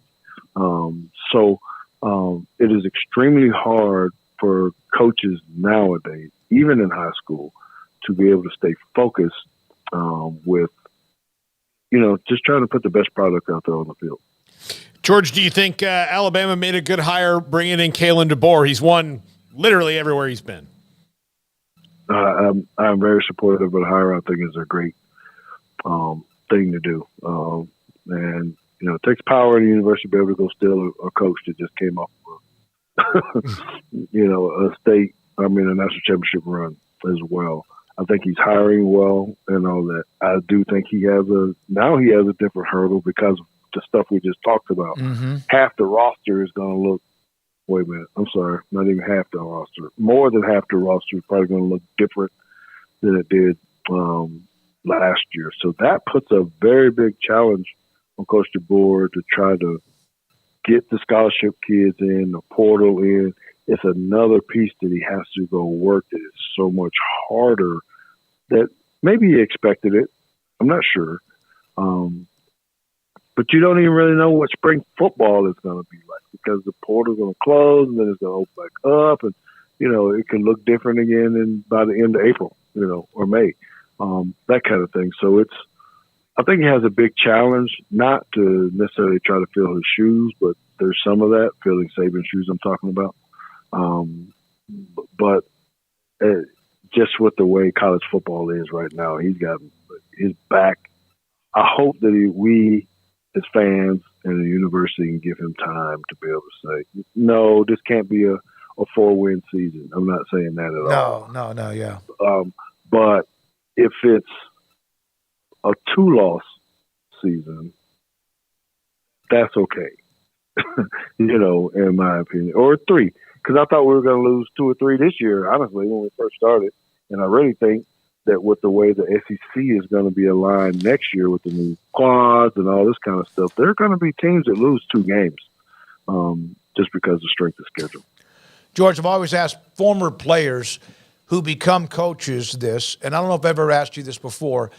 Was it difficult initially because of how good you were when you played at Alabama high school and then also Alabama, then also in the NFL, to become a coach and be patient? No, absolutely not. Because I've been around some of my compadres who were, the same way. They have no patience and no stuff, and aren't really good high school coaches or college coaches. There are people that just can't relate. They can't even teach the information. So I think that's a bad myth. I think it helps for us to be able to understand, pain, tiredness, complexities of the game and that kind of stuff. But I think it takes a certain kind of mindset for you to be able to take something from out of your brain, put it on a whiteboard, and then get it to translate onto a field. That's hard to do. And it takes a person to do that. It just so happens that I think I get a small upper hand because I can say, hey, man, because I can ask what, and they know I'm genuine. If this is confusing, you need to tell me this is doggone confusing. Because I remember when one time the coach was asking me, and I couldn't grasp it, and I need for you to tell me that if you can't grasp it, I'm okay with that because I know what that feels like in the game where my head's about to explode. Now I'm playing slow and then I'm crying at the end of the game and all that.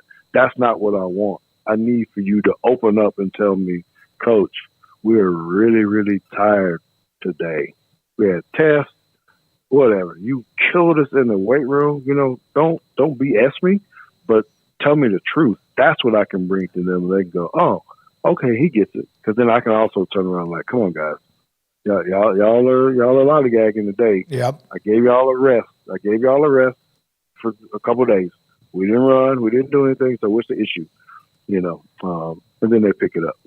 That kind of thing. Last thing, if you don't mind, you moved around the country. Your dad, your Air Force brat. A lot of military brats can relate to that. We can too.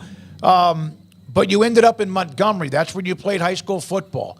How much Monday was Martin Luther King Day with the history of MLK and Montgomery? How much of that did you soak in when you lived in Montgomery? No, it's huge. It was huge. More than anywhere that I've been. I know they try to teach it in the books, history books, but living in Montgomery and being right in the heart of civil rights, movements and, 45 minutes from Selma, and the infamous bridge, and driving over it, is impeccable. And it was so different for me, guys. I know he's not asking me this, but if I could just say that it's so different living in Alabama, particularly in Montgomery and those areas where there's so much history like that.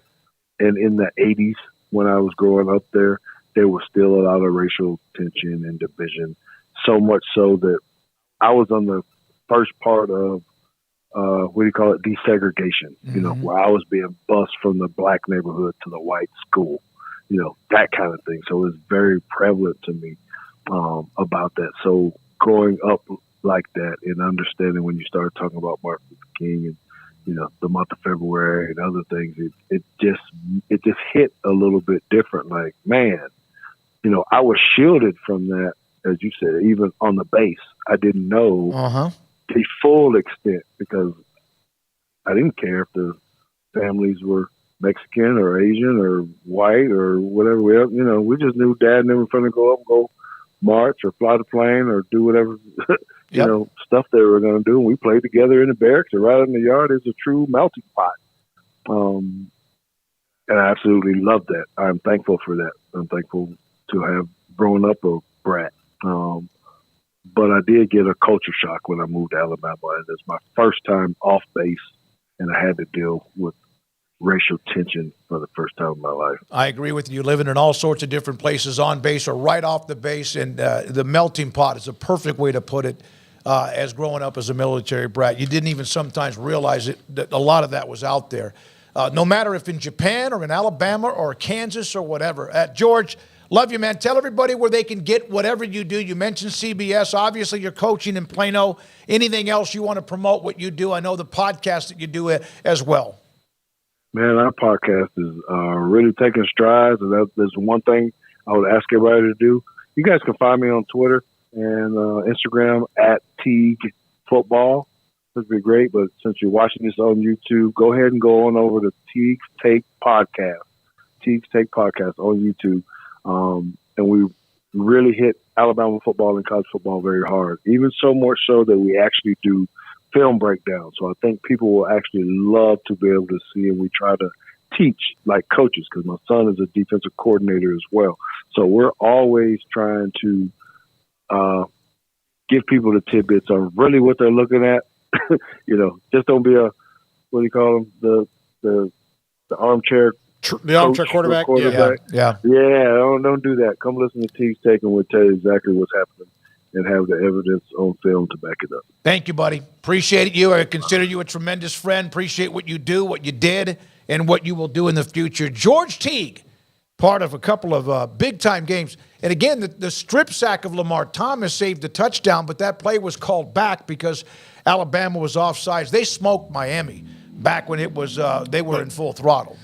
But even the offside, it killed the play anyway. It was. Well, if Thomas scores, then they decline the penalty. But because of Teague racing down, catching him, the play, then they just got 5-yard penalty and had to replay the play. They didn't score.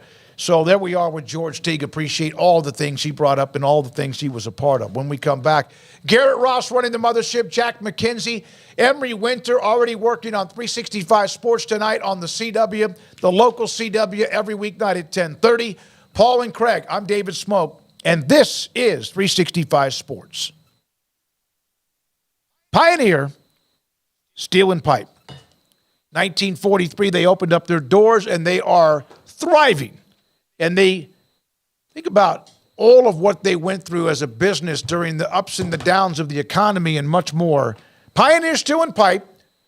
Braden Embry is the marketing director and does a great job. They are this facility that they have now on Highway 6 east of I-35 and the Loop 340 is phenomenal.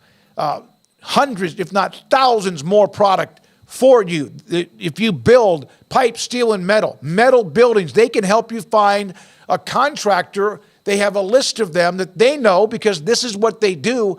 So you don't get one that delays the project and you end up spending twice as much money or too much money. They're going to get you in touch with the right person if you want to build a metal building. They have the product for that. They have the product for commercial or real estate, pipe, steel, and metal. Their distribution is so much better, and I say that, it was good anyway. But now with more bays and more areas for trailers and 18-wheelers and pickup trucks to load and then get back to wherever the site is that you're going to do some building. Also on top of that, their product with numerous lengths now. Instead of a standard length, they have it cut for you already. So that's not part of the process you still have to do when you pick up the product. Pioneer Steel and Pipe, 1943, Loop 340 and Highway 6 east of 35 in Waco at pioneerboys.com. Developed by Startup Waco, a nonprofit organization, GXG is a program designed to support the entrepreneurial development of Baylor University student athletes through NIL activations. The program helps student athletes maximize their platforms and offers a comprehensive support system for them to create and grow new businesses that not only benefit themselves, but also uplift the local economy. Fans who wish to support student athletes can donate to GXG via the GXG NIL Fund, BaylorBears.com/GXG. Contributions to support NIL activations through GXG can be made at BaylorBears.com/GXG. For more information, follow @GXG_GreenXGold on social media and visit the official website www.gxg.startupwaco.com. GXG, empowering student-athlete entrepreneurship and uplifting the local economy through NIL activations. When we moved to Texas, we were like fish out of water. We didn't know anyone in our neighborhood until our Texas Farm Bureau insurance agent came to the house. She was so helpful and reassuring, a friendly face with that Texan hospitality I'd heard about. When we purchased a Texas Farm Bureau insurance policy, we knew we were making the right choice. We knew our family would be protected. Stop by and see our agents at one of our 3 McLennan County locations. Coverage and discounts are subject to qualifications and policy terms and may vary by situation. Established in 2007 and independently owned, Alliance Bank Central Texas is committed to helping families and businesses meet their financial goals. From their tellers to their board of directors, they know the importance of superior service and competitive products. Customers have confidence knowing that their financial needs are in good hands. It's your bank, Alliance Bank Central Texas, with 2 Waco locations, 4721 Bosque Boulevard and 191 Archway Drive on Highway 84, and at AllianceBankTexas.com. Member FDIC and equal housing lender. Waco Custom Marketplace is your hometown grocery store with a full-service butcher shop and bakery. Hi, this is David Smoak. The butcher shop can take your customized orders for seafood, pork, and poultry and custom cut your favorite steaks from bacon wrap fillets, sirloin steaks, bone-in ribeyes, boneless ribeyes, and even prime rib. Cut specifically the way you want, the thickness that you want. They're all delicious. They have Norwegian salmon, mahi-mahi, catfish fillets, sliced ham or turkey, variety of cheese, and several options of sausage links, and even regular jalapeno or cheese snack sticks, fresh chicken breast or whole chickens, sliced bacon, pork chops, and ground beef, marinated beef or chicken fajitas, and always large briskets and tri-tip available, plus fresh vegetables. So the great product, customer service, and tradition continues at Waco Custom Marketplace, a full-service butcher shop and bakery, open Monday through Saturday. The Bauer family, Waco Custom Marketplace, 425 Lake Air Drive in Waco, or WacoCustomMarketplace.com. This is 365 Sports, powered by SicEm365.com. The 4 o'clock hour is sponsored by Boozer's Jewelers, the wedding ring store, specializing in custom jewelry and repair, all in-house. Now here's David Smoak, Paul Catalina, and Craig Smoak. All right, last night we discussed to start the show some of the post-game drama with UT and UCF with Rodney Terry and the horns down. We've discussed that probably at length, and it's probably not going to be the last time it's brought up. But we moved on from that. Now let's get to the games themselves from last night. Top-ranked UConn just defensively put the clamps on a high-scoring Creighton team. North Carolina is rolling, 86-70 over Louisville. Houston, they were coming off a couple of losses, a little bit angry, and even one of our tech grads, and Kim Coulter, knew this was coming, retired stockbroker, enjoyed it. They crushed Grant McCaslin and company, but that was probably going to happen. Kentucky with a win against Mississippi State. OU rolls past West Virginia, and at the bottom there's that UCF Big 12, the only Big 12 game that was not a ranked game. UCF beating Texas by 6, down 16 at one point in that game. So those are the men's basketball games from last night. Yeah, impressive win for Houston. I mean, to beat up on Tech like that, Tech's sitting there at the back half of the rankings, so see how that goes for them the next go-round of boats. But nice, strong win for the Cougars. I was reading an interesting article last night about Gonzaga and just how they're teetering a bit on their tournament hopes. I mean, there's a long way to go, and yet again, not so long because we're in mid-January at this point, but Gonzaga's kind of playing with a little bit of fire as far as their postseason goes with the NCAA tournament, just their typical seeding and things like that. But, that wrong, but bad timing if you're if you're starting to falter as Gonzaga basketball, like this is the one time you'd think that you'd really want to be as strong as possible given all the things going on. So we'll see how they end up finishing out. But, yeah, Houston, great win for them. UCF, was an awesome win. The Rodney Terry thing, I think, takes away from it only if you let it. And if you're a UCF fan, you shouldn't let it. It should only be extra mustard actually on the win and make you feel even better about it, which I'm sure how most are taking that of like not only did you go into their house and get a win, but you upset their coach in the process, and you really didn't do anything wrong. So you got kind of a double whammy of a win there. Oklahoma's been fun to watch with Porter Moser. West Virginia's really struggling, folks. Yeah, I mean, they had the whole Bob Huggins issue that crept up, and since then it's just kind of feel like it's been a little bit of a mess for them trying to figure things out. But, the Big 12's exciting and fun, and the race to that conference tournament is going to be hellacious to watch because there's every go-around you get top 25 matchups, at least 2 or 3 of those it feels like on every Saturday now, if not 4 or 5 of them.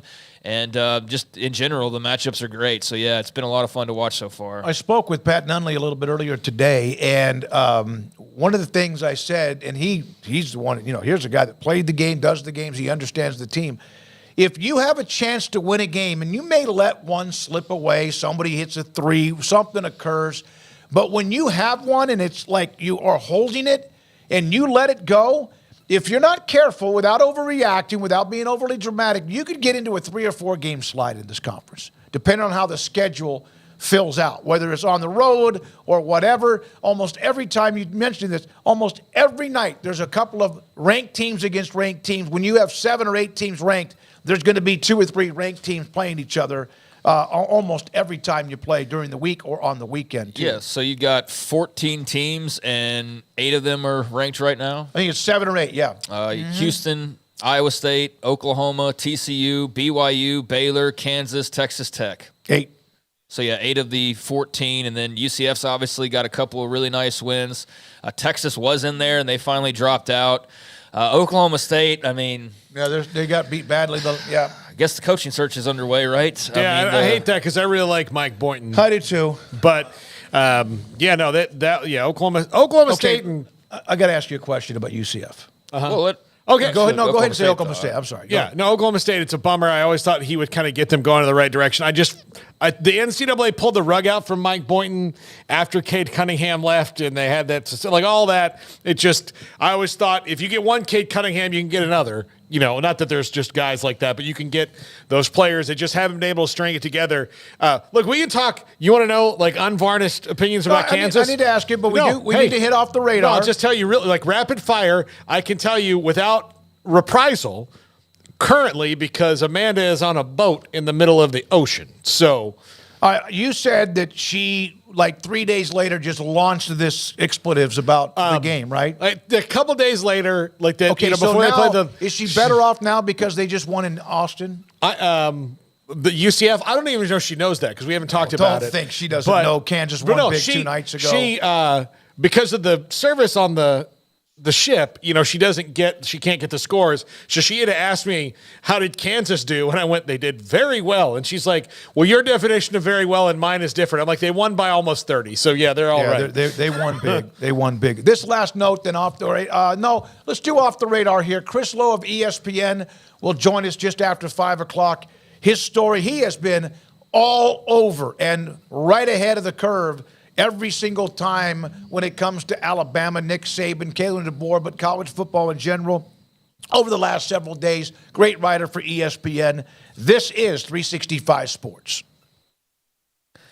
Richard Carr, Buick GMC Cadillac, they are the people that you can count on for all of your automotive needs, whether that's getting your vehicle tuned up, whether that's getting something repaired, whether that's going to buy a brand new vehicle or whether that's looking at a pre-owned model. All of those things you could be looking to do with your vehicle, you can get done over at Richard Carr. And right now they've got a lot full of not only new but also quality pre-owned cars and trucks as well. The quality pre-owned cars and trucks in stock, well, there's about 100 used cars and trucks to choose from, all inspected with a 172-point inspection. Plus you have the Richard Carr seal of approval, and the financing goal is always 100% 100% credit approval. They say yes when others say no. So if you're in the market for a used vehicle, check out the 100 used cars and trucks, all properly inspected and sitting there with that seal of approval right now over on the lot at Richard Carr. If you're looking to go the newer route, well, then check out the Buick lineup. A perfect combination of first-class luxury and value like no other SUV. Ranked #1 overall brand for new vehicle quality by J.D. Powers, Buick Envision offers amazing value. Right now, you can save $5,000 on a Buick Envision, and qualified buyers get 1.9% financing on Buick's top-rated SUV. Plus, military and first responders can save an additional $500. So there's a couple of offers for you. But, of course, if you've got more that you want to ask questions about or you want to set an appointment, well, just contact them over the phone, over the website, or go check them out in person. They've been in business for 24 years here in Central Texas, and over that time has built a reputation as the people that you can count on for your automotive needs. Run by proud Central Texans and proud Baylor Bears. Log on to richardcarr.com today. Call them now or go see them now off Highway 6 at the Imperial exit. It is the Boogie Wonderland Father and Daughter Dance. February the 10th, discoverwoodway.com/events for more information. February the 10th from 6:30 to 9, Father and Daughter Dance Boogie Wonderland at the Pavilion at Carleen Bright Arboretum, 1 Pavilion Way, again in Woodway. Father and Daughter Dance will be February the 10th. Tickets are $35 a piece. To go online, discoverwoodway.com for more information. It's a night that fathers and daughters can share to remember memories forever. Enjoy a delicious dinner, awesome music, and a lot of fun activities. Come ready to disco in your best party attire or semi-formal wear. The Boogie Wonderland Father and Daughter Dance, Discover Woodway, always putting on great events. And this one, memories for a lifetime. February the 10th, 6:30 to 9, and at the Pavilion at the Carleen Bright Arboretum in Woodway. For more information, again, tickets $35 a piece. February the 10th, Father and Daughter Dance, discoverwoodway.com. Developed by Startup Waco, a nonprofit organization, GXG is a program designed to support the entrepreneurial development of Baylor University student-athletes through NIL activations. The program helps student-athletes maximize their platforms and offers a comprehensive support system for them to create and grow new businesses that not only benefit themselves, but also uplift the local economy. Fans who wish to support student-athletes can donate to GXG via the GXG NIL Fund, BaylorBears.com/GXG. Contributions to support NIL activations through GXG can be made at BaylorBears.com/GXG. For more information, follow @GXG_GreenXGold on social media and visit the official website www.gxg.startupwaco.com. GXG, empowering student-athlete entrepreneurship and uplifting the local economy through NIL activations.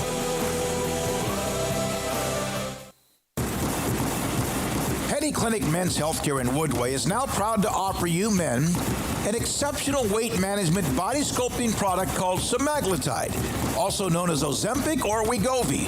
Semaglutide is an FDA-approved weight management medication. Once-a-week injections of this powerful medication offers an average body fat weight loss of 20% within the first year of treatment. In addition to body sculpting, semaglutide also normalizes blood sugars and has the clinical research proof of reducing blood pressure, cholesterol, stroke, and heart attack risk. If you're like most men and you have stubborn fat that will just not respond to typical diets and exercise, then help is finally here. Semaglutide, affordable, highly effective. Google search Penny Clinic Waco and reach out to the Penny Clinic team today for a free consultation with Dr. Petty to see if semaglutide is right for you. Go to pennycliniclowt.com. At Ideal MRI, we feel blessed to be part of the Waco community. We're a small family business here in Central Texas. At times like this, the cost of healthcare has never been more important. And unfortunately, significant illnesses and injuries still occur. And that's why Ideal MRI is open and here to serve you through this difficult time. So if you need an MRI, ask your doctor about Ideal MRI. You can schedule online in minutes at idealmri.com or call 833-IDEAL-MRI.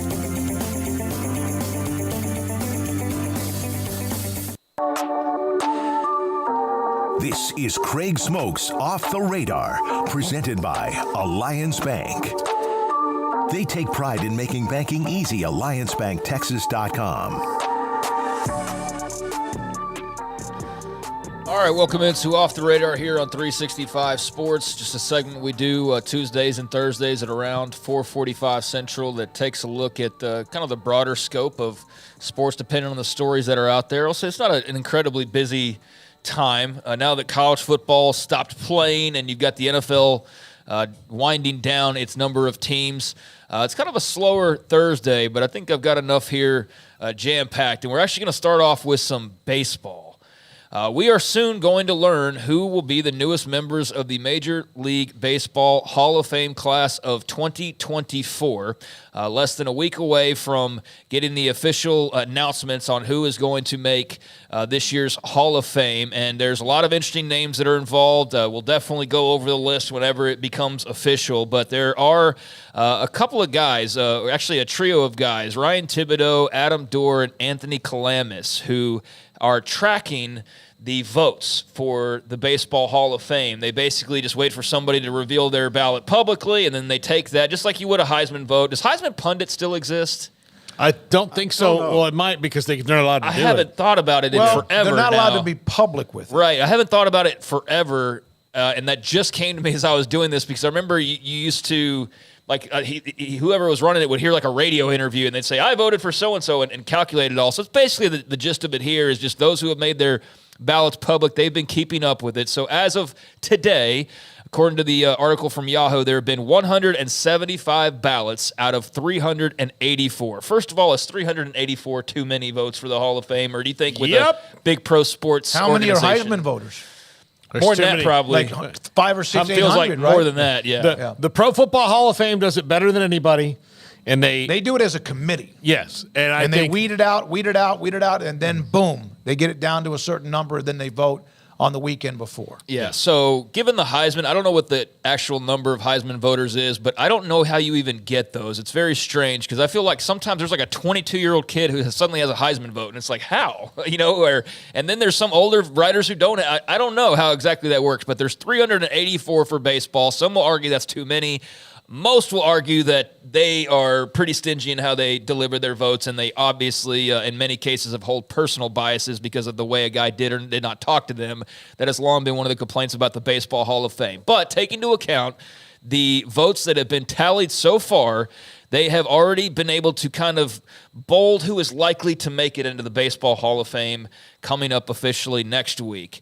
And with 173 votes out of 175 ballots that have been discovered so far, a 98.9% chance of getting in at this point, or 98.9% of the ballots, Adrian Beltre seems like he would almost be a lock for the Baseball Hall of Fame. The greatest third baseman of his generation. And 3,000 hits and 400 home runs and all the numbers you have. And when I say the greatest third baseman, I mean the greatest defensive third baseman of his generation. I think you can put him in the conversation with Brooks Robinson in the Mike Schmidt. Mike Schmidt in the all-time category when it comes to that. It would have been a travesty among travesties if Adrian Beltre, because there's a lot of guys who will not vote for anybody on the first ballot for any reason. Like Ken Griffey Jr. didn't get 100%, or he wasn't the first one. Cheater didn't get 100%. Cheater getting up because I'm not going to do it because Babe Ruth didn't get 100%. And you're like, dude. No, not voting for Babe Ruth is just, you're an ass. Like, I'm sorry, you're just an ass. Probably drunker than Babe if you did that, like yeah. back in the day when that happened. So it's like one of those things, Hank Aaron didn't get 100%. And you're like, what again? Right. So I am all for it. I love that Todd Helton looks like he's got a shot, and Joe Mauer. Let him finish. Oh, sorry. Yeah. So elsewhere with the other percentages, my bad. You need 75% of the votes, and so they've been able to bold 4 guys who appear like they will have over 75% of the votes and thus be able to get in. So Adrian Beltre is nearly a lock, 98.9%. Joe Mauer, as Paul just mentioned, 83.4% of the votes. Todd Helton, 82.9% of the votes. And Billy Wagner, 80% of the votes. As it stands right now, those 4 would get in: Beltre, Mauer, Helton, and Wagner. Before we go to who's not at that threshold and who's very close to that threshold. Your thoughts? Obviously, we all agree on Beltre, but Maurer, Helton, and Wagner. Any thoughts on those three? Maurer was a hitting machine. So is Helton. Helton was a hitting machine, put up big production numbers. Wagner was a flamethrower, lefty. Again, relief pitchers, closers have had a hard time getting in. There's not a lot of them, but you're starting to see more of them because during the era of the last 15 to 30 years, that became much more of a position rather than back in the 60s with guys like Mo Drabowski. Yeah. It's good. There's I think they're all deserving. And obviously there's some steroid guys on the list, and that's just how it's going to be. But that are lower threshold or whatever. But yeah. I do like where this class is headed, and there could be another guy or two that could jump over the line if the votes close well. Somebody who's very close to that 75% is less than 2% away based on the projections would be Gary Sheffield. Absolutely deserving. Yeah. Absolutely. One of the best players. I think part of the reason it's taken them so long is that compared to Joe Mauer, who only played for the Twins, and Todd Helton, who only played for the Rockies, and Adrian Beltre played for 4 teams, but Gary Sheffield played for a lot of people. Mm-hmm. So, sometimes the guys who are more well-traveled, don't. But he played a bunch of things. He played shortstop. He played third base. He played outfield. I mean, he did everything, and he was a really good player, and he helped teams win World Series. And Gary Sheffield, certainly one of the best players of his era. So Sheffield's right there on the threshold, and it's entirely possible that he gets a bunch of those unknown ballots, and he's able to get in. Then Andrew Jones, also knocking on the door at 72%, longtime Braves outfielder. Then you've got below that 70% threshold, which means it's going to be a real reach to get there, Carlos Beltran, Chase Utley, Alex Rodriguez, Manny Ramirez. Do you feel some kind of way about Manny Ramirez, or have you kind of already... Look, I think he deserves to be in. I think A-Rod deserves to be in. I think Chase Utley will probably get in one day. I don't know. But Utley, I'll say Utley, A-Rod, and Ramirez are nowhere close. They're less than 4. Utley's at 43%, so he's nowhere. Okay. A-Rod's under 40. Ramirez is at 36. You said there's about 175 votes still out there, approximately. Yeah. To get 80% of them, which all of them would need to get probably 90%. That's 140. Of the 175 ballots, that's not going to happen. It's actually like 200, but so you're looking at like 150, 160. So not likely that that's going to happen. 200 times 80% would just get you even in the conference. It's 160 out of you're not. So that's going to be hard to compile. It looks like the class will be Beltre, Mauer, Helton, Wagner. The way it sits right now, you've got a chance with Sheffield right there, and then Andrew Jones even a little bit as well. But then Beltran, Andrew would get in. Andrew and Beltran will get in next year, and Sheffield will probably get in next year if they're that close. Yeah. And then Beltran is kind of in no man's land. Utley, A-Rod, Ramirez have no shot unless they're pretty much out of it already. So how many of them played for the Yankees? Oh gosh, of the ones that are on the edge. Sheffield, A-Rod, Beltran all played for the Yankees. So that doesn't hurt. It really doesn't hurt because of the media presence. But by the way, you asked about the Heisman. There's nearly, they have 894 voters. Yeah, that's triple the amount of. I'm one of them. Yeah, but I'm a newbie. I've been in it for about 5 or 7 years. But well, it's cool. It's a cool honor. I'd love to be able to say that I voted for the Heisman Trophy at some point in time. But there's just a little look at the Baseball Hall of Fame votes that will become official next week. And there's a bunch of guys who are kind of teetering on whether or not they'll even be able to make the ballot next year, as that would include a list of guys like Jose Bautista, Bartolo Colon, Torrey Hunter, Jose Reyes, David Wright. Those are some of the names that are likely to fall off the ballot for 2025. But we can get into that more next week, and those all become officially known. But I'll tell you what, I'll be paying more attention this year because of Adrian freaking Beltre. I'll be happy. One of my favorite players ever. John Blake yesterday at that luncheon said that he will be a first ballot Hall of Fame inductee. kind of knows where that's going. And obviously those stats show that, Yeah, too. I mean, he's on nearly every ballot Yeah. out of 50% of them that are, or a little less than 50% that are out there right now. So there you go. There's a little baseball Hall of Fame for you. Football-wise, out in the pros, Mike Tomlin had a press conference today that was a little bit more interesting. As the last time we saw him, he was a little bit of a grumpy mood. Would that be fair to say? Not wanting to answer questions about his future, but he showed up for his season-ending news conference today and was in a much better mood and actually talked quite a bit about his future. He said, "Good afternoon. I'm in a little better mood today. Anybody got any contract questions?" This is how he started off. And then when asked about the walkout of his press conference the other day, when he was asked about his contract, he said, "I could have handled that situation better than I did, but I'll also say this, I just believe there's a time and place for everything. Post-game press conferences are probably not the place to address contract issues and things of that nature. It's just a very individual thing," and talked about being in the game day mindset, but did eventually go on to say, "Yes, I expect to be back. And I'd imagine that those contract things are going to run their course." And they'd go on to, at least one reporter talked to Art Rooney, the team president, after the press conference was over, and he confirmed that they are, in fact, looking to extend Mike Tomlin's contract. So he was able to apologize in a way and also reiterate, or I guess put out there that any thoughts about him moving on from Pittsburgh are not going to be happening. He's not only staying, but he's likely going to sign a contract extension. So one of the longest tenured guys in just sports in general out there. I like Mike Tomlin a lot. And now they've got a big question about, and part of what the press conference was about is like, you know, what do you do with your coordinator situations, but also at quarterback? I mean, is Mason Rudolph going to be the guy for you moving forward after the way he closed the season? Or, like, what is your plan to pivot there? Well, Glenn Thomas, their quarterbacks coach, is going to Nebraska. Yeah. So I don't know if that's because they asked him to or he became available. But yeah, Kenny Pickett got hurt, and then Rudolph took over, and so they've got to address that, and he kind of acknowledged that. But Mike Tomlin's not going anywhere. He's going to be in Pittsburgh for a while. love it. I love Mike Tomlin. I love the continuity. I love the Roonies. Never, ever has had a losing season in all those years as the head coach of the Steelers. Talk about pressure. We hear about the Cowboys and whoever else. There's as much of those expectations as the Steelers organization. Now, like if he were to become available, if he just decided he needed to change the scenery, like that's the one coach be like, look, hey, I think that's the kind of attitude the Cowboys need. Yeah. But I think they're gonna. I would be interested to see the Steelers get in the Kirk Cousins and Russell Wilson talks. Just to maybe shortcut that a little bit. We'll see, you know. Yeah. Mason Rudolph, though, did a good job, former Oklahoma State Cowboy. And that might have been what Glenn Thomas helped him do and maybe helped his resume. Yeah. And then close it out with basically this, I guess. Tonight, college basketball got some top 25 matchups. Memphis hosting South Florida at 6 on ESPN. You got number 23 FAU hosting Wichita State.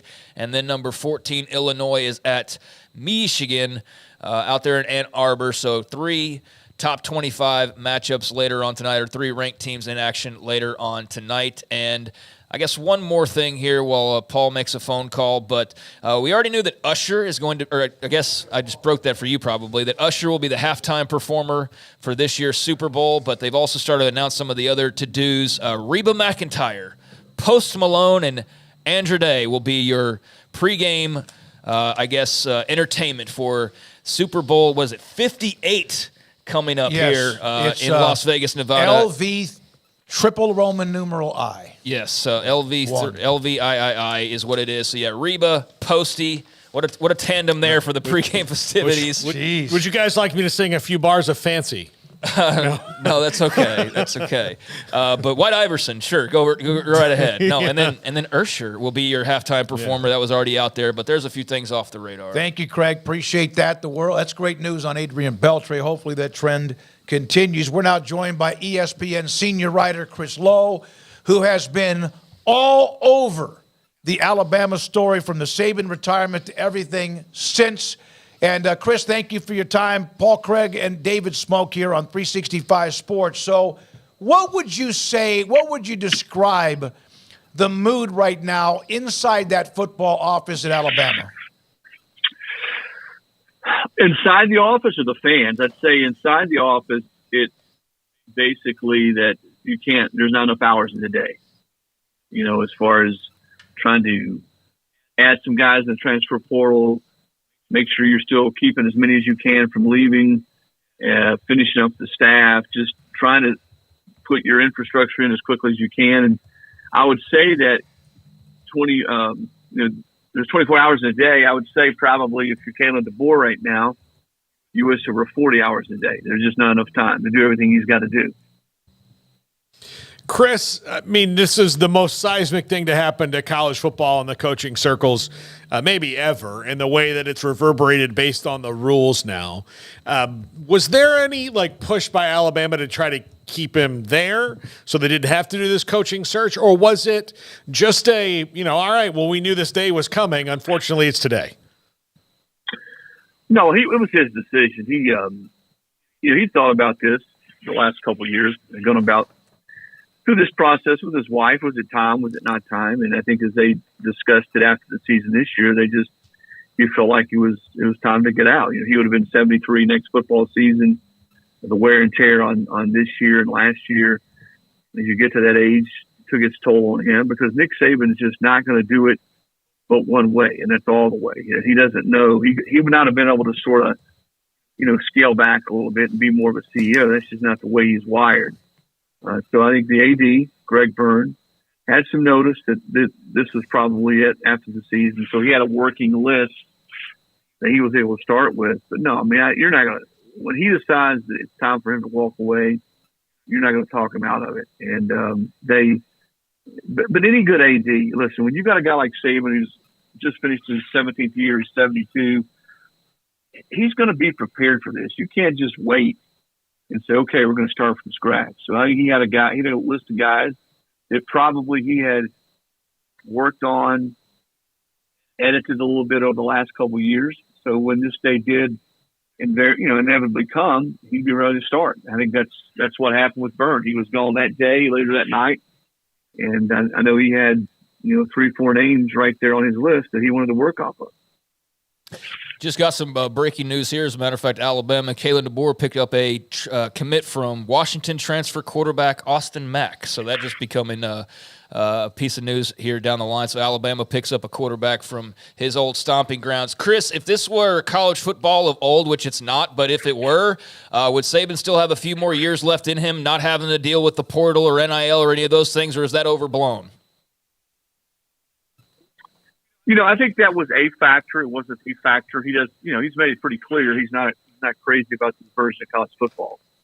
Just the lack of uniformity, really. Not the fact that kids are getting paid, but having to re-recruit your own guys and runners and agents and attorneys, trying to shop guys from one school to the next, out of the portal, in the portal.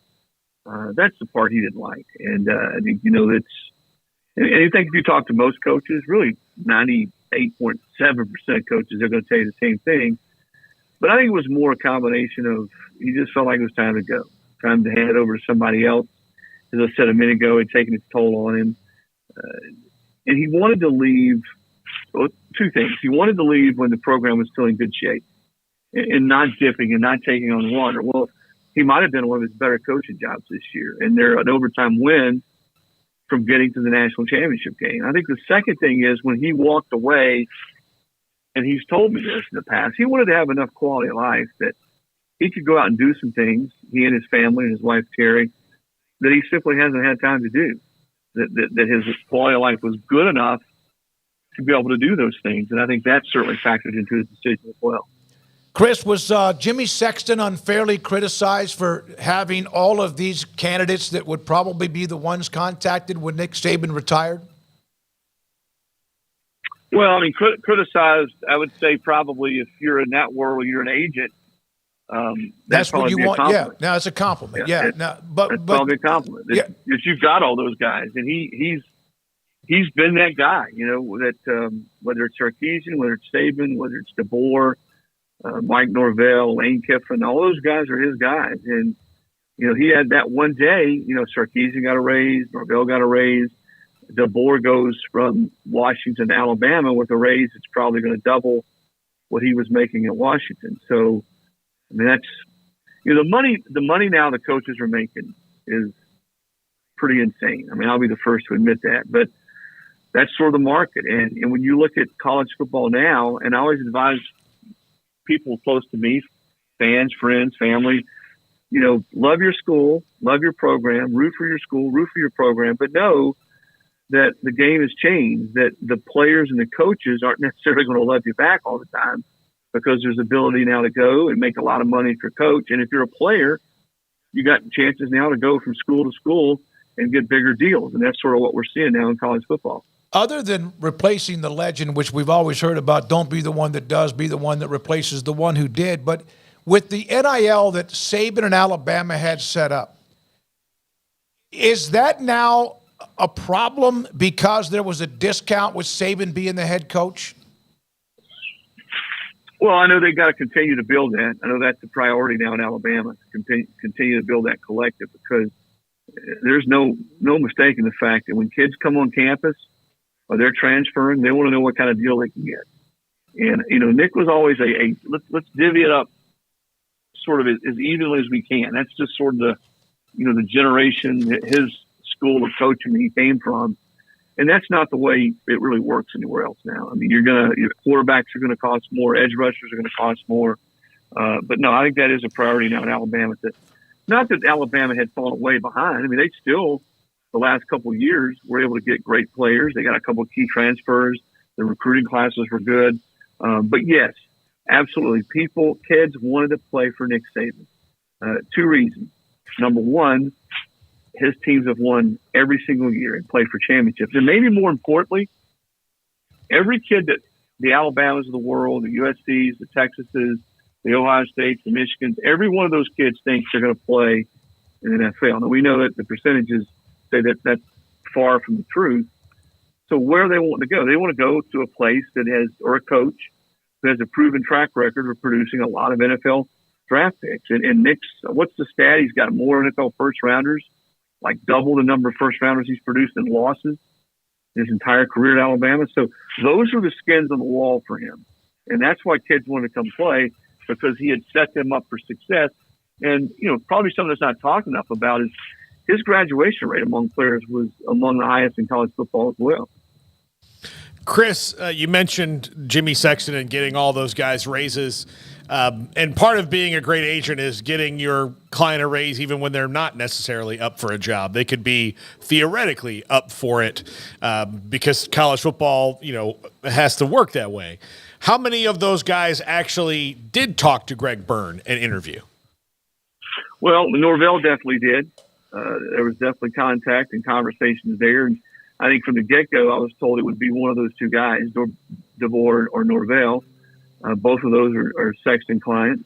Sarkisian is absolutely a guy that would have been on the list and should have been on the list. But he was, at the end of the day, Steve's not leaving Texas to go to Alabama. I mean, he's already making a ton of money. He's got a great roster. And Texas is moving into the SEC next year. So why do you want to go in and replace that guy when you're already at Texas? You're at a Rolls Royce. So, I mean, yeah, he got a raise, but I never thought and never talked to anybody who felt like he was going to leave Texas. Those were sort of the main 3 guys, and everybody. I mean, I never thought Lane Kiffin was a candidate.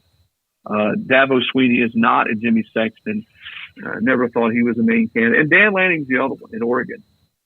Dan had a $22 million buyout, and he'd only been at Oregon for 2 years.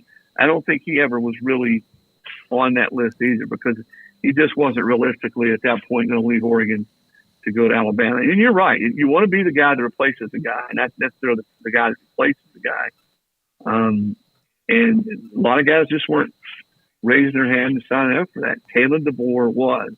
And I think being that secure in his own skin to go in there and tackle that challenge has resonated with a bunch of the kids on his team. Not all of them, because some of them have jumped in the portal, but some of the ones I've talked to certainly aren't blind to the fact that their coach is a guy that was in the national championship game last year, but was ready to take on this challenge of going in behind a legend, and not everybody's ready to do that. Chris, this may be a silly question. I think everybody on this show has broken a story at some level, a time or two. You've obviously broken a lot of big stories over the years, but when your tweet first came out, I think I joined everybody in America of like, all right, is that the real Chris Lowe? Just making sure the username wasn't something else. But you had to realize at the time you were about to heave a salvo out there in the college football world, but what was it like just to break that story, have that waiting, and know what was about to take place as you press send there?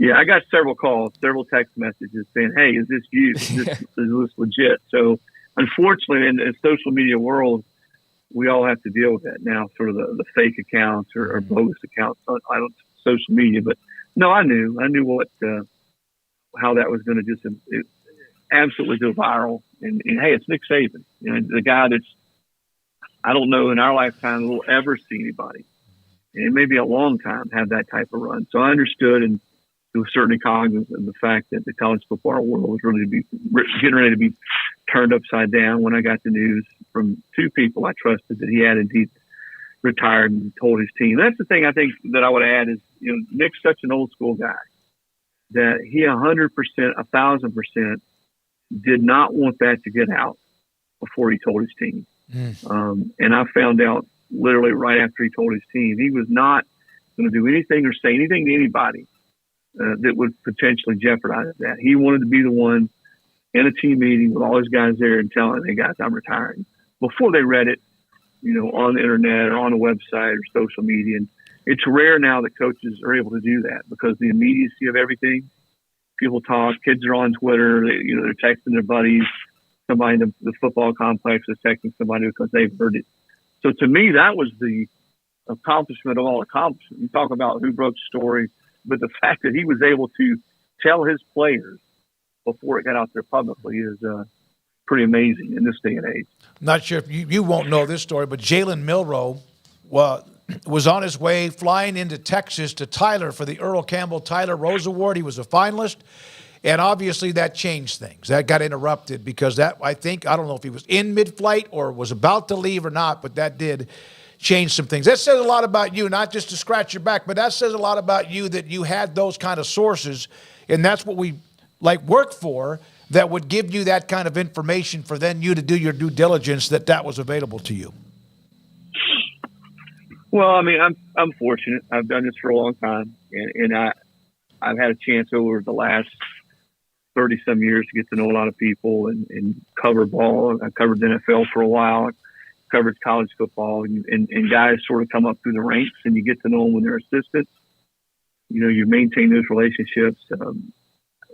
I feel sorry for the people that are covering college football right now, the younger folks, because it's harder than ever to really be able to get in and know guys and establish relationships because covering all these big-time schools, it's almost like covering the Kremlin. You can't get in to talk to anybody. Just a handful of players are made available every week, selected players. There's not a lot of one-on-one sit-downs. So, relationships, and again, I call myself very fortunate, very blessed that a lot of these guys now that I cover, I've known for a long time and got to know them back during a time when we could actually talk to assistants. Yep. You could talk to coaches after practice. You got to know them, sit down with him, spend some time, go to lunch with him in the summer. Those days are over. No kidding. Yeah. Your story today, to wrap it up, and thanks for your time, about the players who are not running from the change, who have not entered the portal, the ones who want to remain there to help keep that standard and believe, because of what you mentioned, DeBoer did not run from this job. He accepted it and wants to thrive in it. They have lost a lot, but they're going to gain a few things. What about a coach that when he leaves the program can lose their roster, and yet that program really, because of the timeline of semesters and the transfer portal, kind of can get stuck without being able to fill up some of those spots until maybe April or whenever?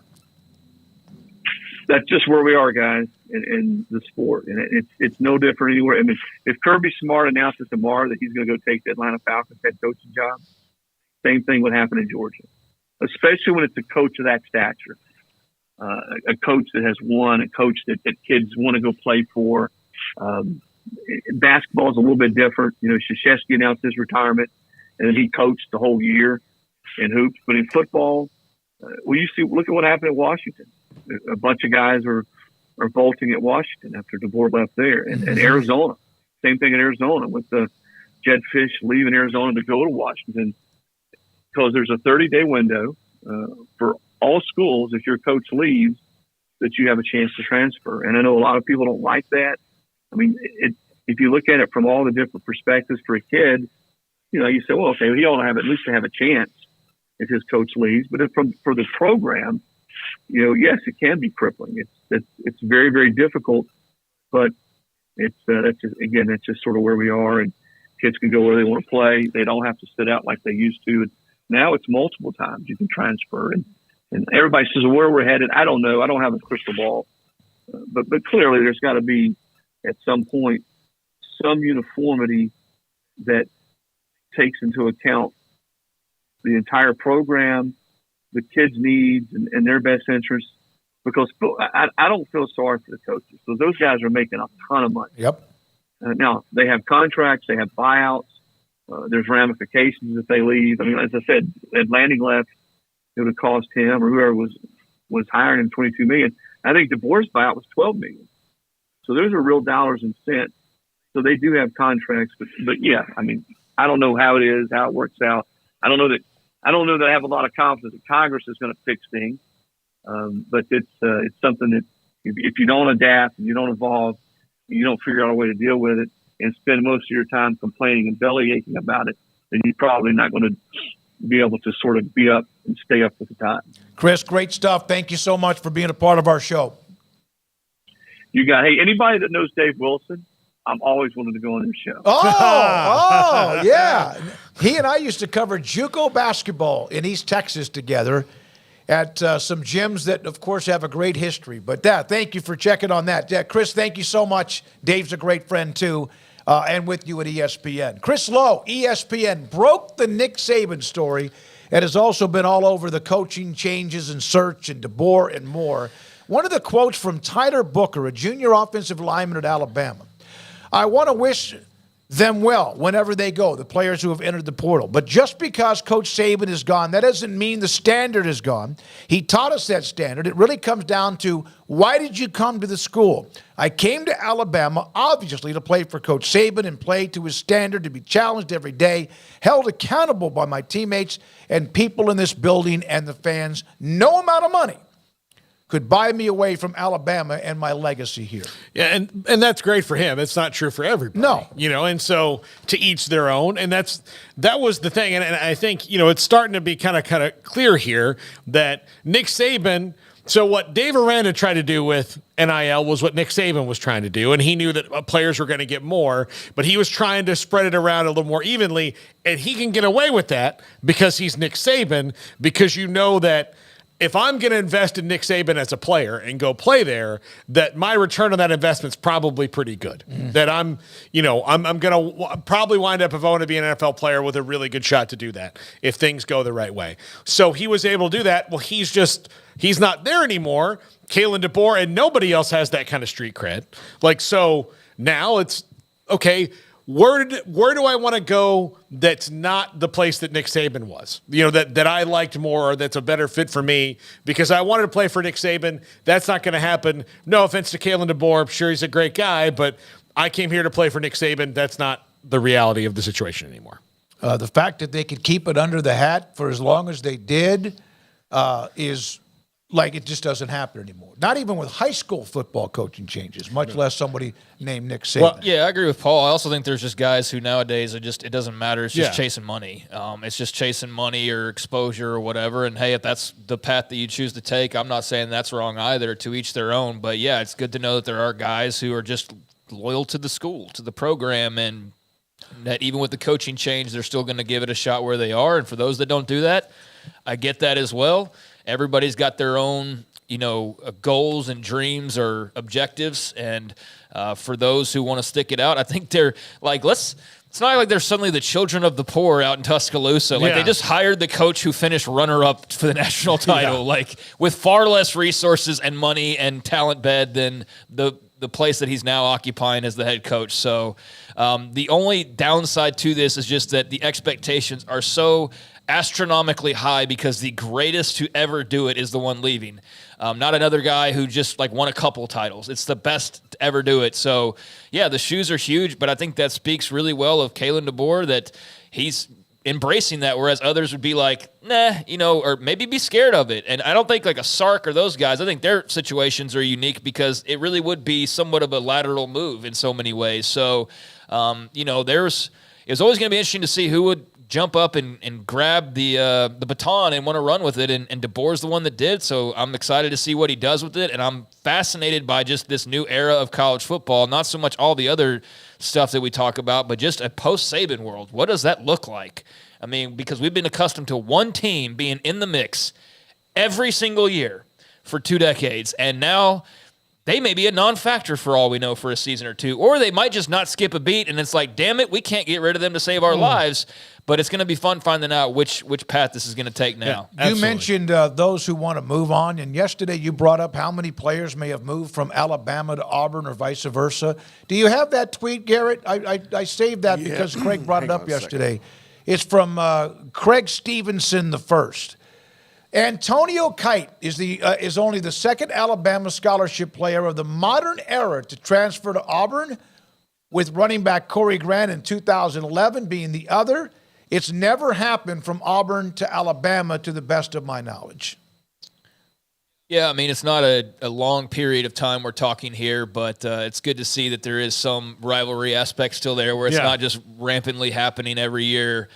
So there is some of that. I guess that's a line you don't want to cross from one side to the other if you're most of those guys. But, yeah, that's interesting to note that it's only happened twice. And I don't know if I had to – place a bet, I might have said over. Might have said like maybe 3 or 4 guys have done that, but only 2. Okay, but yeah, that's interesting, and would love to know the family situation because I'd imagine a lot of the guys down there, it's split families or it's hardcore one way or the other. So yeah, making that move, it could get you out of probably somebody's will in some cases. I don't know about Antonio Kites, but for some people, yeah, I bet it would. I do wonder if Nick ever went to. Was talking to a booster and was like, yeah, there's this kid in the portal from Auburn. We might go talk to him. Like, no.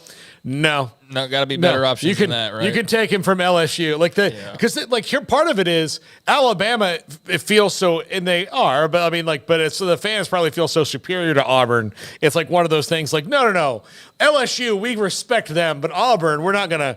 We'll take somebody from Georgia and LSU and Ohio State, but Auburn, those peasants aren't allowed to cross this threshold. Right. Please, pish posh. Okay, I got to ask you guys a quick question. All right. If you were Chris Lowe and your phone rang and it's like, hey, just going to let you know that Coach Saban is whether it was Coach Saban himself or the person who was told to tell Chris Lowe from Nick Saban's camp, and you got that, would time stop for you for a second? Yeah, I think so. I think so. And we've all been in a position where there's a story, but the Nick Saban story or, something like that, or when Jimmy Johnson, of course, we know what happened when he was going to get hired and Landry was fired and all that. That was kind of just someone had to be in the right place at the right time when they heard about a possible couple of guys sitting at whatever the Mexican food restaurant was in Dallas. Yeah, no, it would. It would be almost like, okay, someone's trying to trick me. You could be very positive with your sources, but yeah, it would.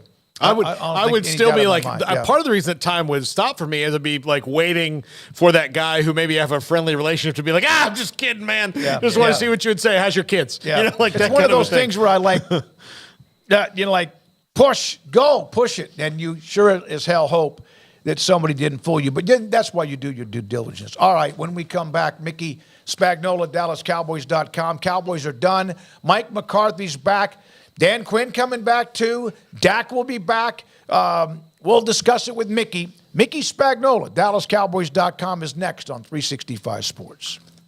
Marco's Pizza. Pizza lovers get it. The Hot Honey Magnifico. They got a bottle that you can get and buy. $10.99 each. There's a code number for that. For large pizzas, specialty pizzas, 2 medium, 1 topping pizzas, cheesy bread, 2 liters of drink, soft drink, whatever product you want. And that's online. Also, Pizzoli, which you can imagine is kind of like a pizza rolled into maybe even looks like a sandwich. For $5.99 each, limited time only. There's a code word for that. You can order online to Marco's Pizza. Where you live, where there are Marco's Pizzas, like in the Waco and Central Texas area, 5 of them, Belmead, China Spring, Woodway, Hewitt, and also in Robinson. Marco's Pizza, the fastest growing pizza brand in America. Bob Mock, the owner. Marco's Pizza. Pizza lovers get it. It takes time to reach goals. It's a truth that applies to more than sports. It goes for your financial goals as well. You work hard for your money, and you deserve an investment strategy that lines up with your game plan. And Chuck Verneau, your Edward Jones financial advisor, can help. If financial investments aren't putting forth the effort you desire, stop by today for a financial review. Chuck Verneau, 720 North 64th Street in Waco, 254-732-1161. Edward Jones, member SIPC.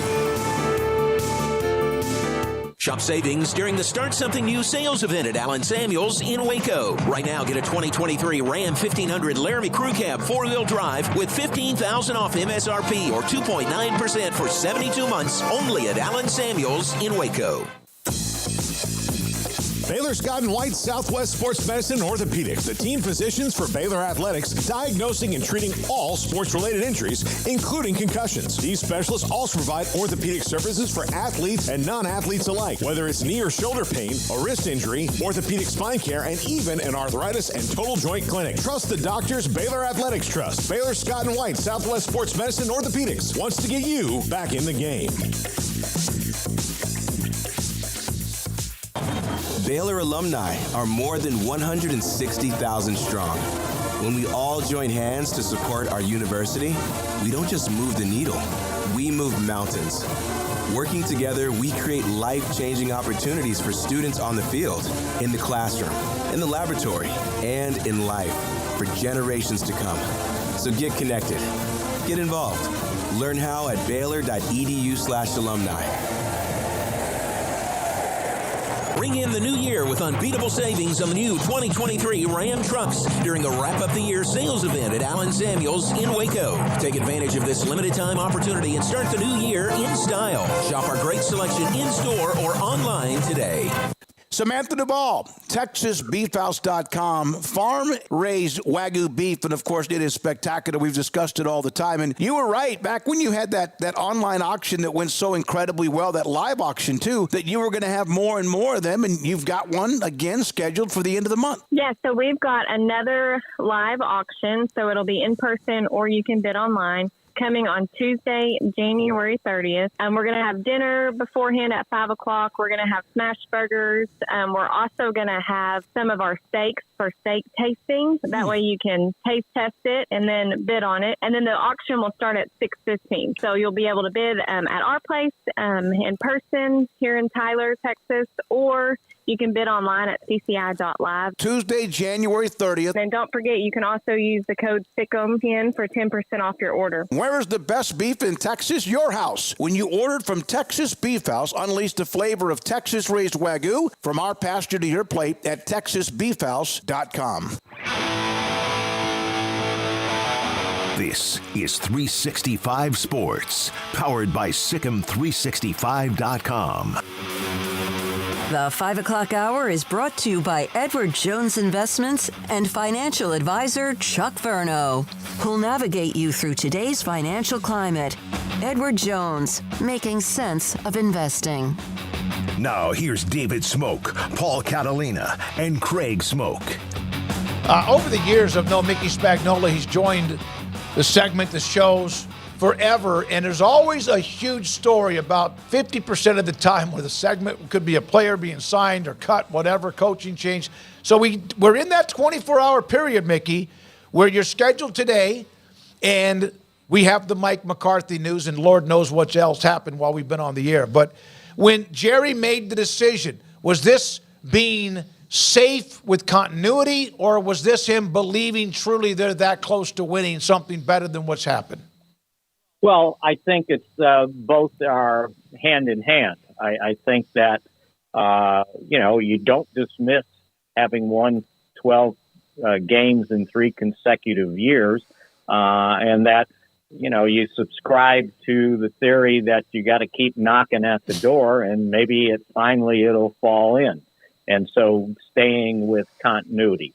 I think the other thing we've got to consider is, okay, everybody's got an idea of who to hire, right? And there's all these big names out there. Well, why are those big names out there in the first place? That's my first question. And if they can't fix their own problems, how are they going to come somewhere else and fix your problems? If indeed you say we got problems from the head coach. So, and then other than that, you're certainly not going to turn this franchise over to some coordinator that's never been a head coach in his life, and he's going to practice on your franchise. So I think Jerry Jones figured the most prudent thing is let's continue on this path and do what we can to improve our player personnel, meaning get players in here that they need in several positions that might help prevent what happened, losing these playoff games when they have to play against credible opponents, not a bunch of teams that finish the season with losing records. Mickey, I think, outside of like Jim Harbaugh, who's in the coaching pool because he's wildly successful at Michigan, and he was successful when he was with the 49ers. I think you're right on like Belichick and all that. And especially when you look at like if it was Bill Belichick, and I honestly have no idea what the Cowboys should do to fix everything. Nobody does because it's been so long and they seem to do the things right and then they just don't work out. But Bill Belichick would be a very short fix, in my opinion, in that like you might get that title and he might get his 15 wins and be the all-time winningest coach, but he's also 71 and is that sustainable? And Tom Brady's retired still. Yeah, that's true. Yeah. And then my first question is, who's his offensive coordinator or play caller? Yeah. Because you got to replace that, right? Mm-hmm. And he had a hard time replacing his defensive coordinator. And it went from bad to worse, if you remember. And he was in charge of his personnel there, right? So I'm not sitting here feeling sorry that, his quarterback wasn't too good. Well, that's who he wanted. So I think you have to be careful on things like that. Now, I think losing the playoff game was bad enough, but how you lost it was probably worse. And I think you have to look into the telltale signs. If you look at when this team was playing teams with winning records, they lost to them, and they beat a couple, but they weren't have established their winning record till the end of the season. Like when they beat the Rams, right? Well, the Rams were struggling that early in the season. The same thing. But they beat Philadelphia. Well, big deal. They should have beat them the first time, right? And you beat them during their streak of losing, 4 of their last 5 games, and if you include the playoffs, 5 of their last 6. So I don't know that was a great accomplishment. They beat Detroit by 1 point. But the rest of the time they were playing teams with, 11 wins or more. They were getting beat. Now, I know the Packers came in at just 9-8, and everybody looked at the 7th seed and thought this was a walkover. Well, they had won 7 of their last 10 games, and the quarterback, a first-time starter in the NFL, played a heck of a lot better than he did those first 7 starts of his career when they went 2-5. So to me, you got to look at what was going on when they were losing to San Francisco, when they were losing to Buffalo, when they were losing to Miami, and earlier in the year when they lost to Philadelphia. They were losing to teams with winning records. So to me, I think we dismissed all that. Well, they're playing at home. Well, they didn't play any of those games at home except for Detroit. And, by the skin of their chinny chin, they beat the Lions. But other than that, they were losing to teams that had credible records. And so that they lost to the Packers, I don't sit there and go, well, they should have killed that team. No, they shouldn't have, because, and I know what's going to happen. The Packers will go to the next round and get their butts beat, and it'll discredit everything I just said. But that was a pretty good team, and they had a pretty good plan on how to diffuse the Cowboys' offense and how to take advantage of the defense. Mickey, Green Bay won the toss and elected to take the ball. That doesn't happen a lot.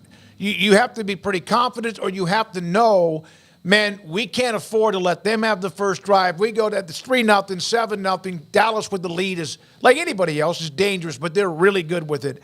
Was that kind of a ballsy move by him? I think it was a smart move.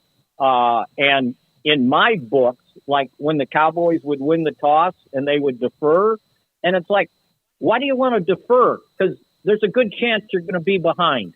and now you got to play catch up. And the way that offense had been playing all season long, I want the ball. I want the lead. I want somebody else to play catch up. And while, you might look at it as being ballsy, especially you're on the road and you're going to play in a predominantly home crowd of 93,000, I think they thought we don't want to have to put our quarterback down 7-0, and he's got to play catch up because that helps out the Cowboys defense. They can unleash their pass rush. And God forbid if they score and we don't, and then they score again, and now it's 14-0. I just don't understand. If you have a good offense, this idea of, I'm going to go double. I'll get the last possession in the first half and the first possession in the second half. Well, the only thing you're guaranteed is the first possession in the second half. You're not guaranteed the last possession in the first half. So this notion that you're going to double up, I'm not a fan of it. If I win the toss, I want the football. Mickey, as you mentioned the key positions, do you think they would be last year their free agency was really trading those draft picks? And I know that they've got some compensatory picks probably coming their way and whatnot for this year, but they don't have as much draft capital, obviously, as they've had in the past. Do you think that they will maybe be not like first day of free agency aggressive, but maybe a tad more aggressive when it comes to say linebacker and defensive line in particular to try to shore up that run defense? How much money do you have in the salary cap? Well, see, and that's something we'd have to figure out because they've got to do several extensions, I know. Well, and they don't. Yeah. I mean, you would like to. You would like to take Dak's $59.45 million off the cap, but how far are you going to extend him? Mm-hmm. He's already played 8 years. Are you going to give him a 5-year contract? I think that's got to be, figured out. But even the money you are going to pay for a quarterback, you can't go crazy in free agency. Now, you're going to have to hit in the draft, and you're going to have to get help from some guys that were hurt. But think about this, the linebacker position. After Leighton Vander Esch got hurt, how many true linebackers did you have on the team that you would put on the field? I mean, none really. One. Yeah, Damone Clark. Yeah. Right? So they're out there on the goal line with Packers first and goal at the 3 and the 1, and they're playing 6 defensive backs.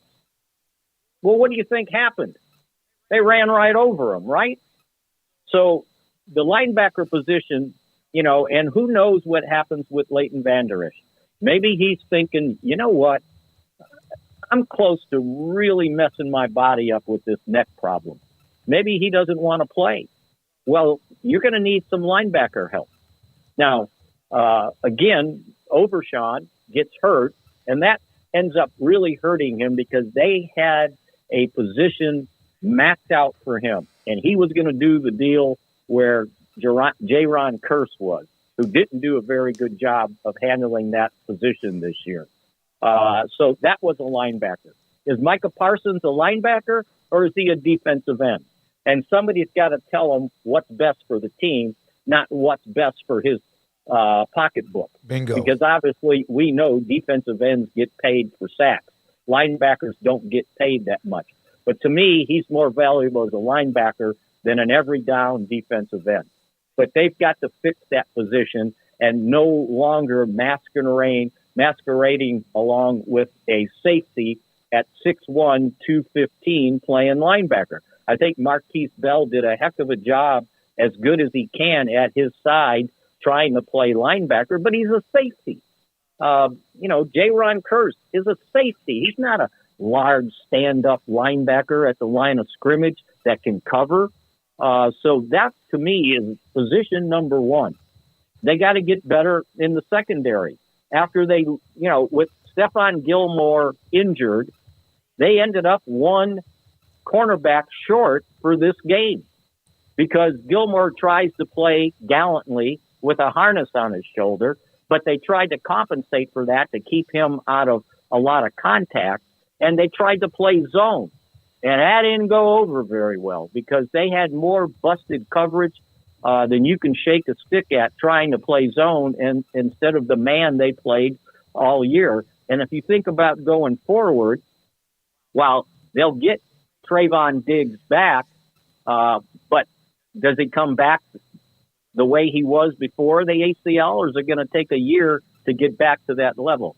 So you've got Jordan Lewis and Gilmore, unrestricted free agents. So at this point, you basically got two starting corners you can sink your teeth in, but what's next? And you don't want to get in the situation where I don't trust any of these young guys to play left corner, so I'm going to play the injured corner and then try to play coverage instead of man coverage. And on top of that, if you saw the second half, Malik Hooker played very little at safety. They were trying to mask that position. He was coming back from an ankle injury, and he played through it pretty well, but he only ended up playing 38 snaps, which was about, 2/3. So they played most of that second half without their single high safety. And we saw what happened when they put replacements there, because Luke Musgrave catches a pass 30-some yards downfield with his back to the end zone waiting on the ball because no one's within 20 yards of him, right? So those are things that, boy, you better fix those because, I don't know if that's the head coach's problem or a matter of personnel problems that they didn't have enough guys, enough depth to play these positions at a credible level. Mickey, one thing left for me, and thanks for your time again today. Dan Quinn, obviously the defense was highly ranked, forced a lot of turnovers, but the thud of what happened on Sunday, if he wants to come back, I'm sure he's got a spot there, and even I think McCarthy said that, but he is interviewing. Is it enough to where different than the last year or two where this might be an opportunity that he actually does leave? It's hard to judge, David, because, there's opportunities out there. He had opportunities previously, and he decided to stay. So the interviews he's done and will do the rest of this week are Zoom interviews because they can't do in person till next week. So it'll be, I think, kind of revealing if he decides to go places and interviews. Everybody assumes he's going to Seattle because he worked there before. They like him. They know him. But to me, if I'm looking for a job right now as a head coach, and I got to look at the reason why who's ever been fired before me, why he wasn't successful. And the only place that I know that you can go sink your teeth into a quarterback would be the Chargers. But the rest of them, I ain't so sure that I want to go someplace and have to inherit a quarterback or because that was the reason that coach wasn't successful, or count on drafting one and raising one as a rookie. Not everybody ends up being C.J. Stroud, right? Mm-hmm. No kidding. He looks really good, and the difference is night and day like Jordan Love was from earlier in the year to the last few games. Mickey, enjoy covering the what is it? I guess the egg hunt with the Cowboys' moves when it comes to coaches and players and re-signings and extensions and more. We appreciate your time. Enjoy. I know you'd rather be covering a game, but enjoy the rest of the week, and thank you for your time as always.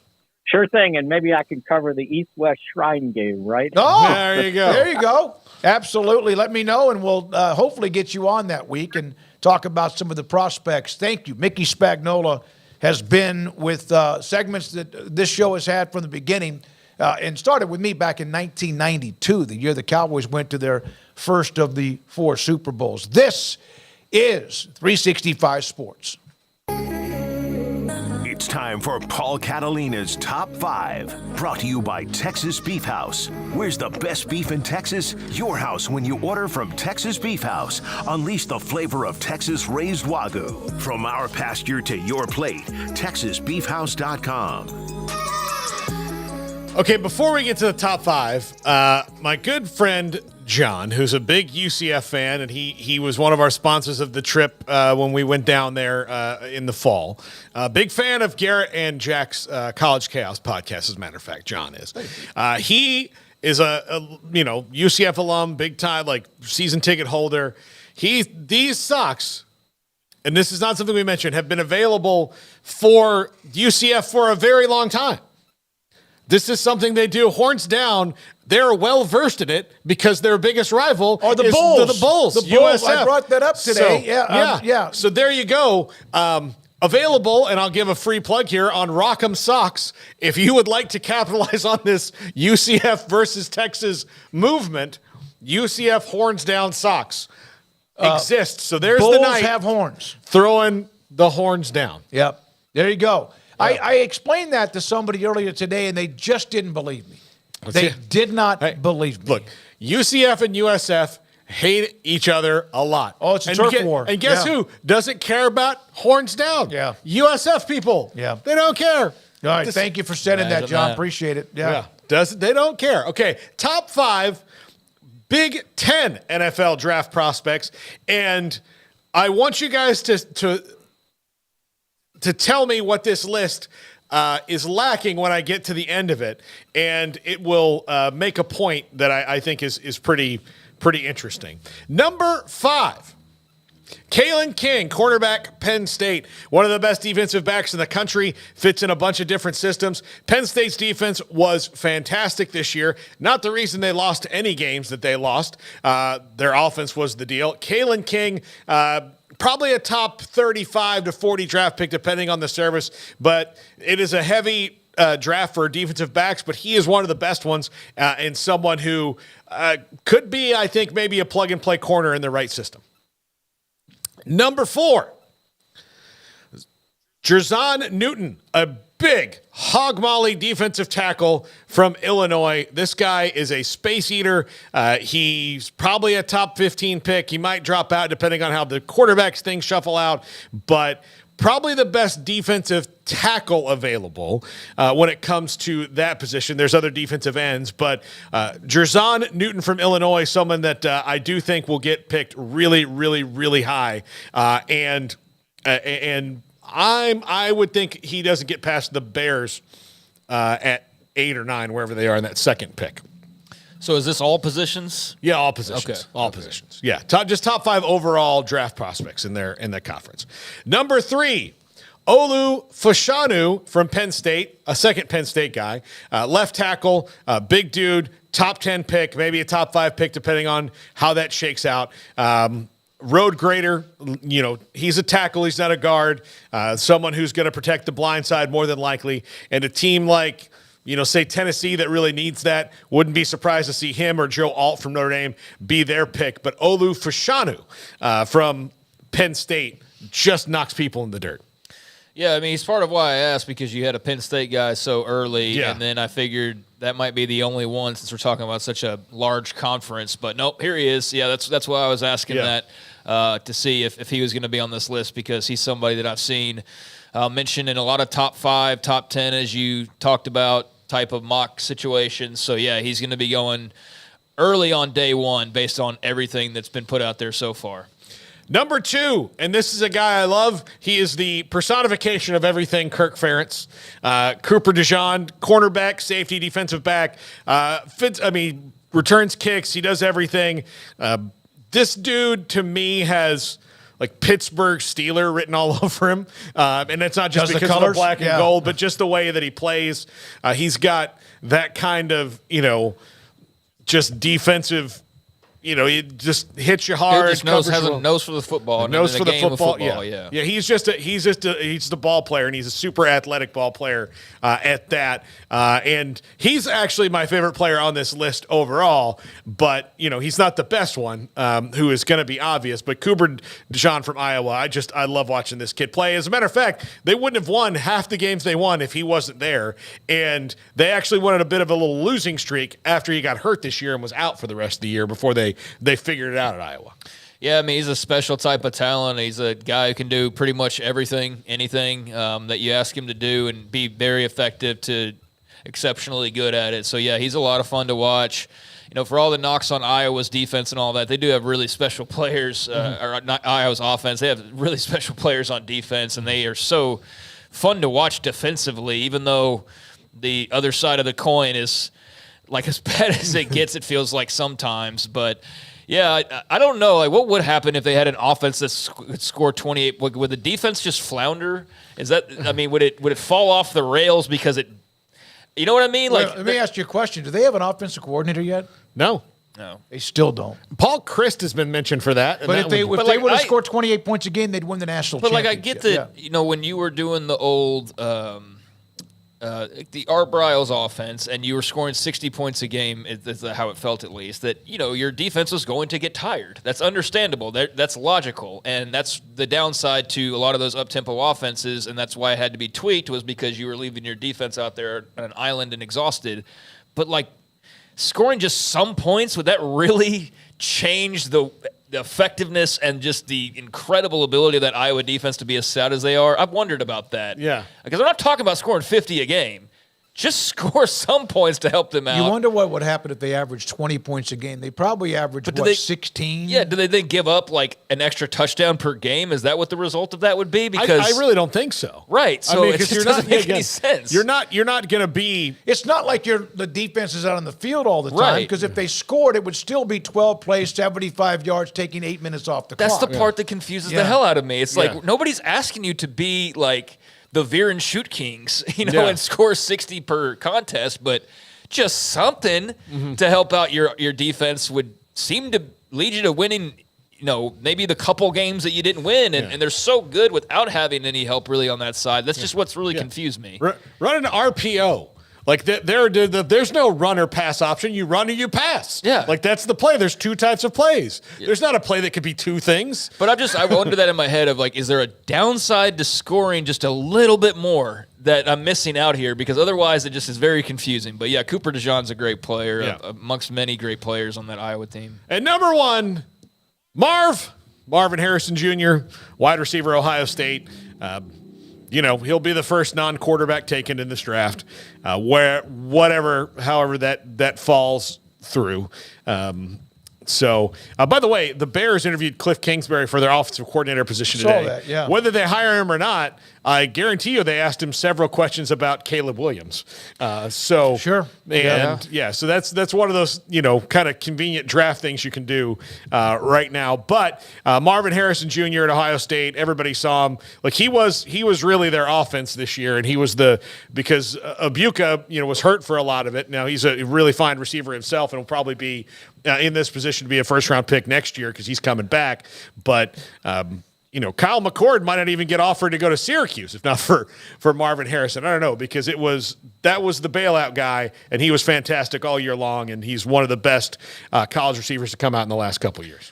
Yeah, no, he's a really special talent. We've kind of been seeing his road to the NFL draft now for a couple of years, so not surprised that he's at the top of the list, because he's just been kind of pegged for that for a while now. Just incredible athlete, talented player, and somebody's going to get a really good wide receiver. Excited to see what he does on the next level, but was fun to watch there for a little while in Columbus. Thank you to all of you. That it, Paul? Yep, great that's it. stuff. Thanks to everybody that's been a part of the chat today, and also the comments. We brought up how it's, for some of you, a way to get away from whatever's going on in your life, injury or something else. Dustin Archambault was talking about the Oklahoma State-Alabama game was supposed to be played.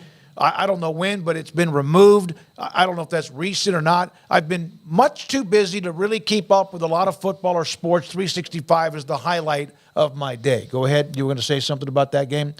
So thank you very much to everybody. Thanks to our great sponsors. Thanks to those of you that are not on the chat, but you are watching or listening to us wherever it might be. And always don't forget the app of 365 Sports here on YouTube and the Sikkim 365 app. Back again tomorrow. Paul's Triple Option at 1. We'll be on at 3. And 365 Sports tonight on the local CW tonight at 10:30. Thanks to Emery Winter. Thanks to Josh Young and that group as well. Garrett, great stuff again today. Jack McKenzie, Emery Winter, Paul Catalina, Craig Smoak. I'm David Smoak. We do appreciate you. every single day. Hit the like and subscribe buttons when you can. Good night, 365 Sports.